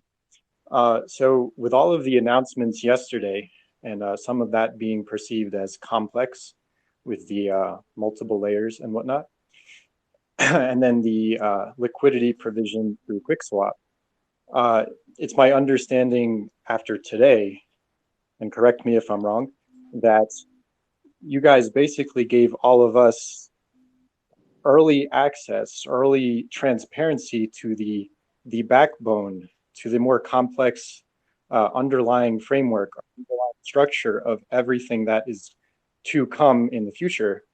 And everything that is coming from here will be only more user friendly and more simple from here. Yeah, Yep. right. Yeah, is that was that your the full question was basically that it's Well, going to the be more. question is if I'm on the right track with saying all of that. Yeah. So well, I would say we launched sort of phase one, which is the bootstrapping phase of two user-owned products. You know, that they work because the community of active Telcoin users makes them work. You know, and the active community of Telcoin users will kind of grow, you know, over time in terms of as we build on new protocols like QuickSwap and QuickSwappers become Telcoiners. You know, they will, you know, logically be Telcoin users powering our apps too. But right now is the bootstrapping phase, and once you know these markets become viable, you know, and what that means is they're sufficiently liquid enough to power you know a global financial product, um, and for they're sufficiently decentralized. You know, there has to be um, 15 liquidity miners or liquidity providers generally for 14 days with 5 million USD worth of liquidity. You know, so this is definitely like phase one. You know, it's not an information unveil, and what we want to do overall is just you know build from this architecture, this multi-layered platform stack architecture, and just continue to build new products, continue to add new DeFi protocols, which will enable you know other types of products to work beyond Telexchange and the Send Money Smarter network, and you know, and so when you sort of read through those docs, if you know have any questions about that or ideas about products we can build, I'm always looking for active DeFi users to come in and help. But yeah, just generally like we you know started off with this sort of decentralized money transfer platform, and now we've sort of uh, taken it to the next generation, which is a global user-owned decentralized financial platform, and so from here, like everything just kind of phases in, you know, over time. Like we're not going to go out and say like this like roadmap business about needs to be done by this date, and like our vision is so much more like than like that than like that, and now it includes the users as a part of the roadmap, and it requires the telecoms to validate the Rivendell network for that to phase in, and so these things will happen, um, you know, both by our hand, but also you know by all of the various market participants, you know, providing you know the native service and which is also using it and a variety of other things in the application, which we're super excited to you know reveal once that goes live, you know. So yeah, I mean we're just documenting how the system works in good faith, but very much so the system is alive, and yeah, it's just gonna it just requires a lot of different market actors to make it work, and over time it'll self-sustain on its own, and yeah, so hopefully that was a good answer. Parker? Sorry, what you said? I just wanted to say, can I throw in 2 cents? I mean, Yes, please. thoughts on it. Okay, so I come from a marketing background, and the way that helps me think about everything that we just unveiled is that there are 3 layers, and you can think of it as each layer has a different target market. So the bottom, would be the sediment layer, would be Rivendell, and that's kind of something that we're building for MNOs, mobile network operators. And so it has a specific brand for that and a specific like kind of messaging for that kind of thing, right? And then on top of that, you have the Telex, the liquidity layer, right? And that is kind of targeted towards people who understand crypto a bit right now and want to offer liquidity to power all these services. And then the top layer is the actual Telcoin app. And earlier we were talking about like how a grandma would be able to use it to send money to loved ones, right? And so the app is targeted toward like a general audience of people all over the world, and so that's kind of like bridging the whole entire stack and putting it into the actual people's hands. And that app will be so much more than just send, swap, earn, all that stuff that it is now. It's obviously we can't talk about it, but it's massive. It's much bigger than a wallet, and so it helped. What you've seen so far is you've seen the kind of entry level um, of each three of those layers in the platform stack, and then from now, we begin the iterative process of designing over it and implementing more and more and more. So like Telex right now, you have 2 products on it, right? Telex is going to have a lot more than 2 products a year from now. So, and you have like different markets where we have the Telcoin mobile app out right now, and just over time, you know, due to like regulations in different countries and release schedules and stuff like that, we have to be careful of when we do that in those countries, right? And then, but does that kind of does that help a little bit? Just like Yeah, and I do, other people. So there's multiple layers, with the top layer being the app, the user-friendly app, and that top layer is basically dependent on the bottom layers. right. And so I think that's awesome that you released all of the information at once for the bottom layers. I think that some people on Twitter were confused, expecting the whole user-friendly experience. It's just, I think it was a cool, that makes sense. Thank you. Yeah, don't worry. Yeah, I was going to say, I mean, there is a lot to take in, and I know it has confused a lot of people. And I think had we just released the app straight away, a lot of people wouldn't understand what to do with it anyway. So I kind of see this as a sort of the educational phase that we're in now, which is where we've kind of given some documentation, and we've released the websites, and we're doing these AMAs, and we're putting videos out, and we want people to understand. It's not as difficult as it looks once you kind of get your head around it a little bit. And Yeah, we want and people to understand. The products also wouldn't work if we didn't launch it this way too, because they would Exactly, yeah. they would lose the user ownership. If you want if you want a real product that is fast, affordable, and user owned, there has to be liquidity there. And so we're bootstrapping liquidity via, anyone who wants to participate on Telex. Anyone in the world can do it, and so we could have compromised and been like, hey, let's just enable everyone to swap from any market in the world. But what's the point? That's like basically what I would consider the Internet Explorer model of a DeFi platform. Where you can get anything and do anything, and there's a place for that for sure. But what we're building is real end user products, and so and those are user owned, and so it just the only way to market is to do it this way, and yeah. And there's just to clarify things a little bit more.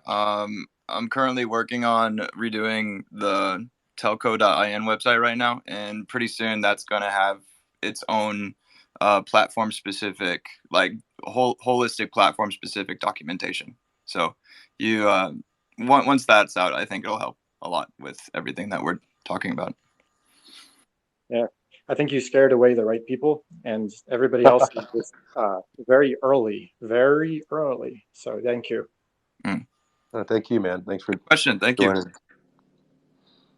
All right, we got CF Chris. He's a Chelsea fan. I'm guessing he's a Brit. Let's see.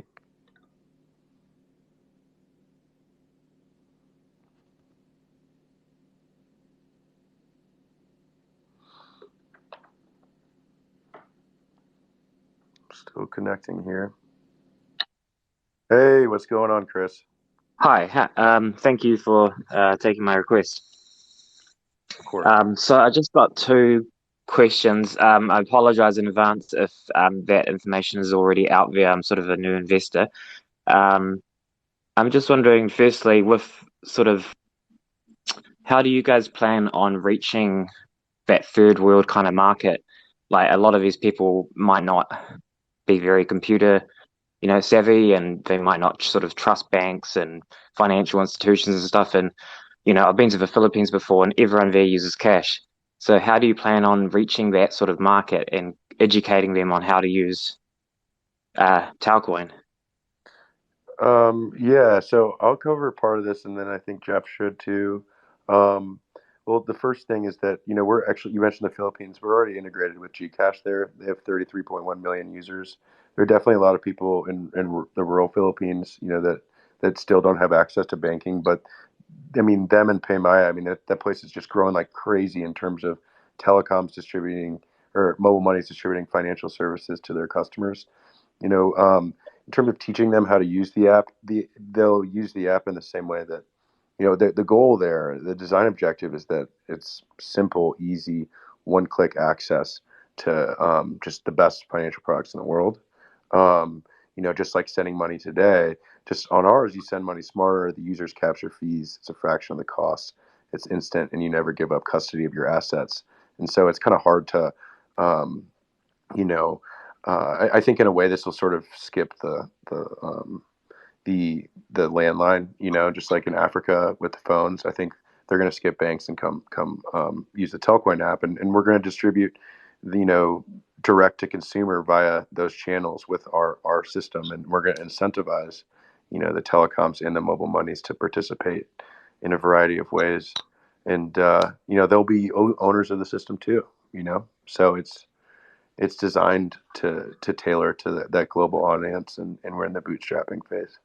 Okay, so you've already Yeah, got like if I can jump in too real yeah, quick. Yeah, to me, like the short answer is we're integrating and partnering with these networks that have tens of millions of active users. So they've got a gigantic captive audience, yeah, and they've got their own internal marketing, which can then extend in their native language as well, right? So that's yeah, kind of the first step.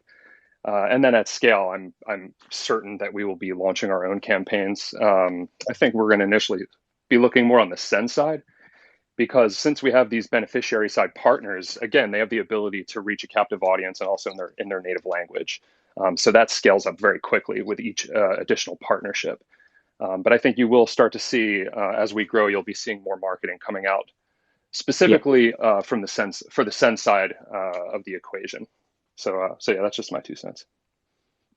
So you're already getting a lot of agreements with banks and these kind of services in these third world countries already.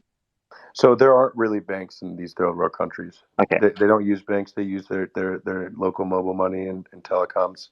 And that's And we're precisely how we're able to do yeah. what we're doing. To Yeah. be specific, like working with mobile money is what enables us to offer a superior product than running through a traditional bank. Yeah, and Okay. Jeff, how many partners do we have today that we have receiving side on? So we've got 24 beneficiary markets now that we're able to send to. Obviously, I kind of want to go into too much detail here, but I spend a lot of my time obviously talking to additional mobile money partners, e-wallets, and telecoms. So yeah, I mean, we've got a lot more on deck. There's certainly things that we haven't announced publicly yet. So all I can really say is to stay tuned, but don't think that that last announcement we made is going to be the last one as far as partners, especially beneficiary side partners. We're building a globally scalable product, and we want to get it into the hands of as many users as possible, regardless of geography. Awesome. Thank you for that. And quickly, with I understand you guys are sort of only offering liquidity pools right now. And I understand that there's a risk of impermanent loss. So I'm just wondering, like with Tau, I'm very bullish, so I can only see Tau going very high up.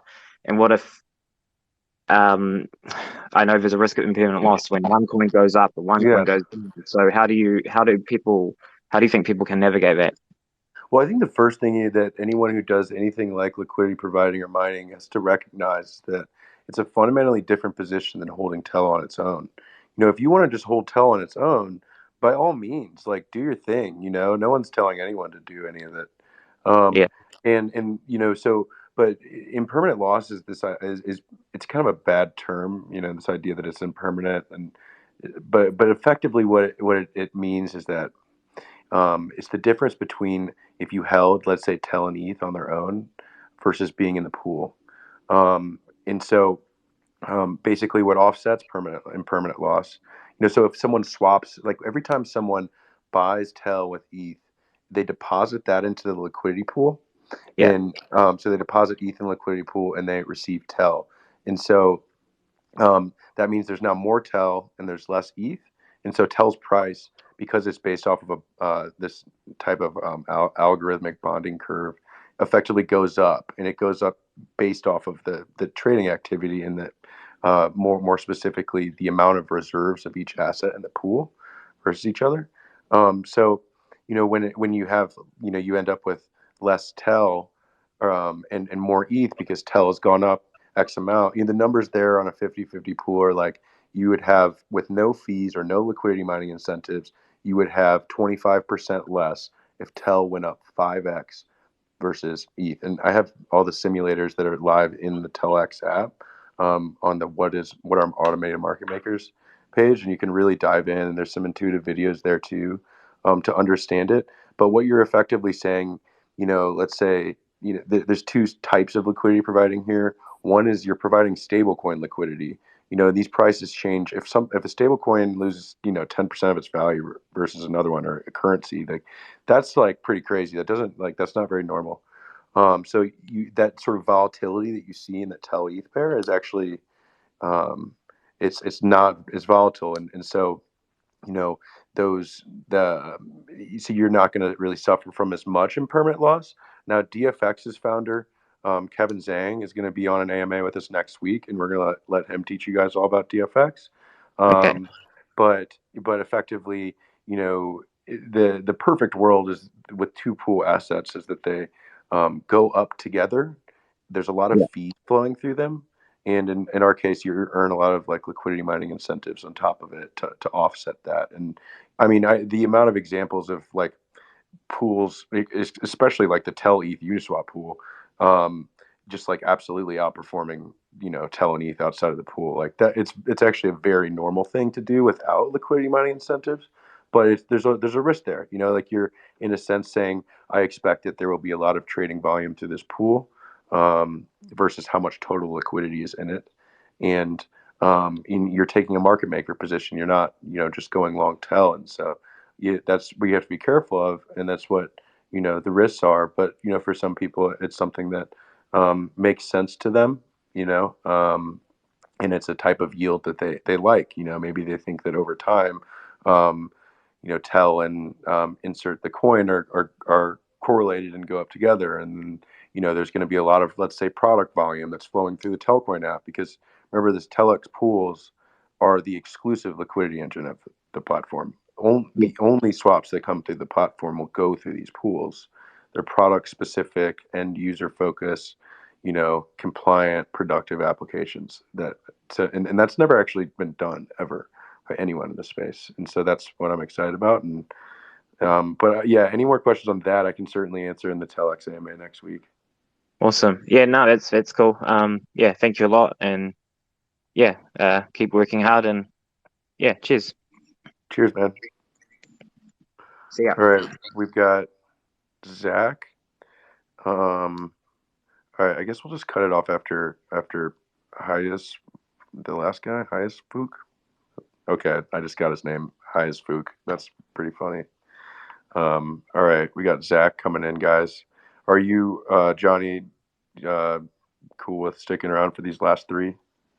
No, I'm going home. Sorry. No, I'm not joking. Yeah, I'm cool. Sounds good. Yeah, I'm good. Johnny, everyone. As long as Johnny's good, I'm good. Yeah, fire away, fire away. We've got Zach Glicksman.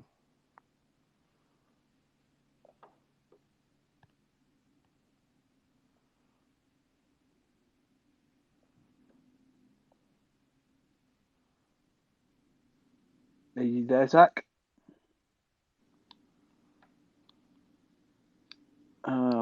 Hello?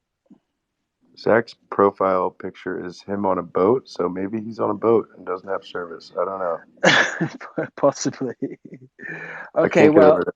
if maybe Zach, hold that thought and pick it up on the next one. But who else have we got?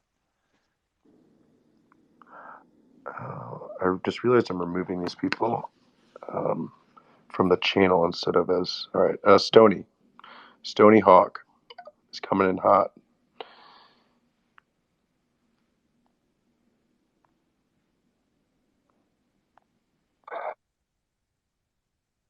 Guys, thanks for having me. Hi, Stony. Pretty new to crypto in general, but really I just had a question as far as the app goes. Like myself and other people, I'm sure we're expecting to see an update and just kind of explore what you guys were doing. My question being is, it looks like you guys just have portals to the Telex and the Rivendell network and seeing kind of what that stuff is about and everything. And honestly, I'm not even super educated on liquidity pools. I wanted to educate myself on that, obviously, before even exploring the app and all that stuff. So my question being is, are you guys planning on integrating all that into the app? Are you guys going to be essentially your own exchange? Are you piggybacking off of the Quickswap one, or are you guys actually? I would say, yeah. So we're building on top of existing decentralized exchanges for our exchange products like Quickswap. We're not the exchange. Actually, you're the exchange, or the liquidity providers are the exchange, and we simply flow our users, volume and transactions through exclusively those Telcoin powered pools on those decentralized exchanges. But what was the other part of the question? I'm sorry. Really, I was just I was just making sure that I understood correctly that as of right now everything is just a portal, but you guys will be releasing an app that pretty much is all inclusive. People will come straight to the Telcoin app and do everything through there, whether it takes them to another app outside of you through your original app. Yeah. So when the first markets are live, they'll power the products on our app. And then users in the app will be able to, if they'd like, also provide liquidity and mine liquidity on those markets, but they just won't be integrated until they're viable for users to actually, use them. If you have $10 in a pool, there's not like a high chance that like if there's gonna be any trading volume through it. Even $100,000, like if you have a global mass market of users trying to trade through that pool, like they better be like $1, $10 orders. So we're trying to make it so that they're viable for like regular retail consumers, and then at that point they'll be able to, once they'll be able to participate and buy and sell the assets in those pools using because Tel is the medium of exchange of the network. All of the pools on the Tel exchange product require Tel to be the native medium of exchange, and so all sort of volume on that product flows through Telcoin and pays Telcoiners, the market makers on the exchange, for doing that. So yeah, it's all phased in over time, and there's a variety of reasons for it, but yeah, we're pretty confident it's the best way forward. Awesome. That is actually very informative. Thank you for your time. And I guess I will be the first person to say that, yes, Johnny, we did not know that you had an English accent. Or at least I didn't. All right. Thanks, guys. Take it easy. Thank you, Tony. All right. We got to bring this guy on because his name got me. If you say it, it's pretty What's funny. his name? His name is, just read it. I have to say it. Hi, Spook. Hey, how are you? I'm glad you guys joined. You got me, man. You got me. Oh man, that's awesome. I'll I just echo what everyone else said. Congratulations, guys. I try to keep this short and direct. Do you guys see any existential threats, kind of mainly from a regulation standpoint, in the United States for kind of corridors or for onboarding U.S. citizens and for their ability to kind of register, open up the wallet, and then utilize the app? Oh yeah, we're definitely very cognizant in every way about the global regulatory climate. around crypto. In the U.S. specifically, our sort of roadmap there. I don't want to, basically say which partner. I don't, because I just don't know which ones we've said. But in stage one of the USA market, we'll be leveraging a fiat on and off ramp that effectively they're a money transmitter in all 50 states. Which in most countries, like, you get a money service business license, and then you can people can, through you, that you can custody assets for someone and transfer them on their behalf. In the US, you actually have to do that in all 50 states. It's incredibly crazy. I actually worked on trying to apply for all of them, and then I saw the Wyoming banking legislation. I hit up Paul, and one thing led to another, and you guys kind of saw what happened, what's going on in Nebraska. So yeah, I mean, we have a really strong handle on that in terms of the US. So phase one is to leverage an existing money transmitter in all 50 states in order to enable people to on ramp into our products in this stage. And then after that, well, if everything goes well, you'll see. But which I'm pretty confident about.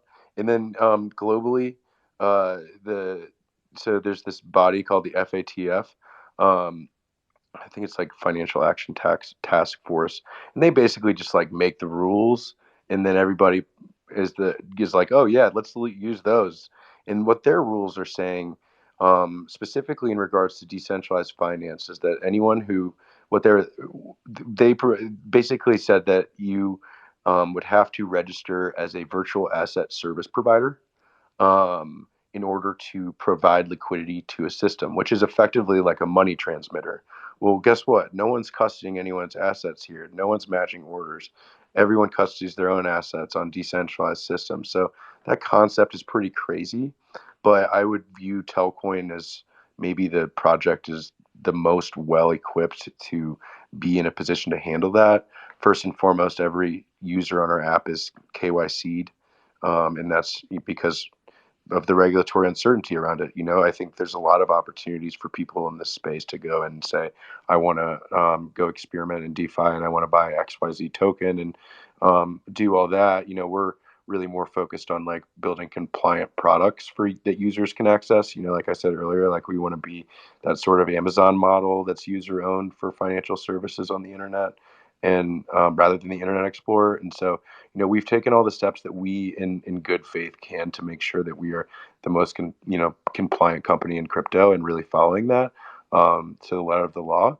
But that being said, like, there are gray areas, because the stuff is new, and it certainly probably requires that there's really intelligent people that are the ones that understand the space, actually crafting the legislation, and not the people that currently run the financial system, because their interests not aligned, and like the systems don't work that well. And there's been an incredible sort of grassroots movement in the U.S. to say, actually, this is how it works, and this is why you're wrong, FATF, and what you put together is draconian, and just not going to fly on our watch. And what happened when they put that forward, like almost always, like everyone's like, okay, yeah, FATF sounds good, let's do it. In this case, they actually pushed it back because there were so many people reaching out to them and saying, you guys are crazy, what are you talking about? That they pushed it all the way back to October to even continue talking about the idea that people should have to register as virtual asset service providers to participate. So, and if that does happen and it goes through, like, we're already, like, our system's ready for that, and we'll build around it. Awesome. Well, thank you very much. Definitely helps kind of paint a picture that's clear for me, and it's interesting kind of work around with that FATF, since you guys aren't technically that designation. So thanks again. Appreciate you guys for having me. Good luck with everything. I'm excited. Thank you. Appreciate it. And thanks everyone. It's been really fun. I think I looked at one point and there were like 350 people. That's pretty wild. So it's awesome to see such a vibrant community of supporters, and we we really love being able to build stuff, and now we're really building stuff together, and that's really exciting, and we hope that we can really solve a lot of problems for the world, and fulfill our mission of bringing fast and affordable user owned products to everyone with a mobile phone. So yeah, thank you so much everyone, and thanks everyone for jumping on and asking us questions. We'll do this more often. Actually, we're doing it 4 times this month. So, but yeah, again, just to reiterate what Parker was saying, thank you to all the community members. And in the meantime, obviously, you can reach out to us on Telegram and also Twitter. But hopefully, this has given you a bit more of an insight into things and started to kind of, deconstruct the process in your mind a little bit, so you have a better understanding of what we're doing and where you guys fit into the model. And like Parker said, we'll be doing more of these AMAs and videos. So hopefully, come August, you will all be as knowledgeable about what we're doing as Parker is. Hopefully, maybe not quite, but we'll try and get you as close anyway. But yeah, thanks again for taking the time to join us. And again, you know where to find us in the meantime. I'll see some of you guys in the community. So yeah, big ups to everyone. Thank you. Thank you. Thanks, everyone. Have a good night.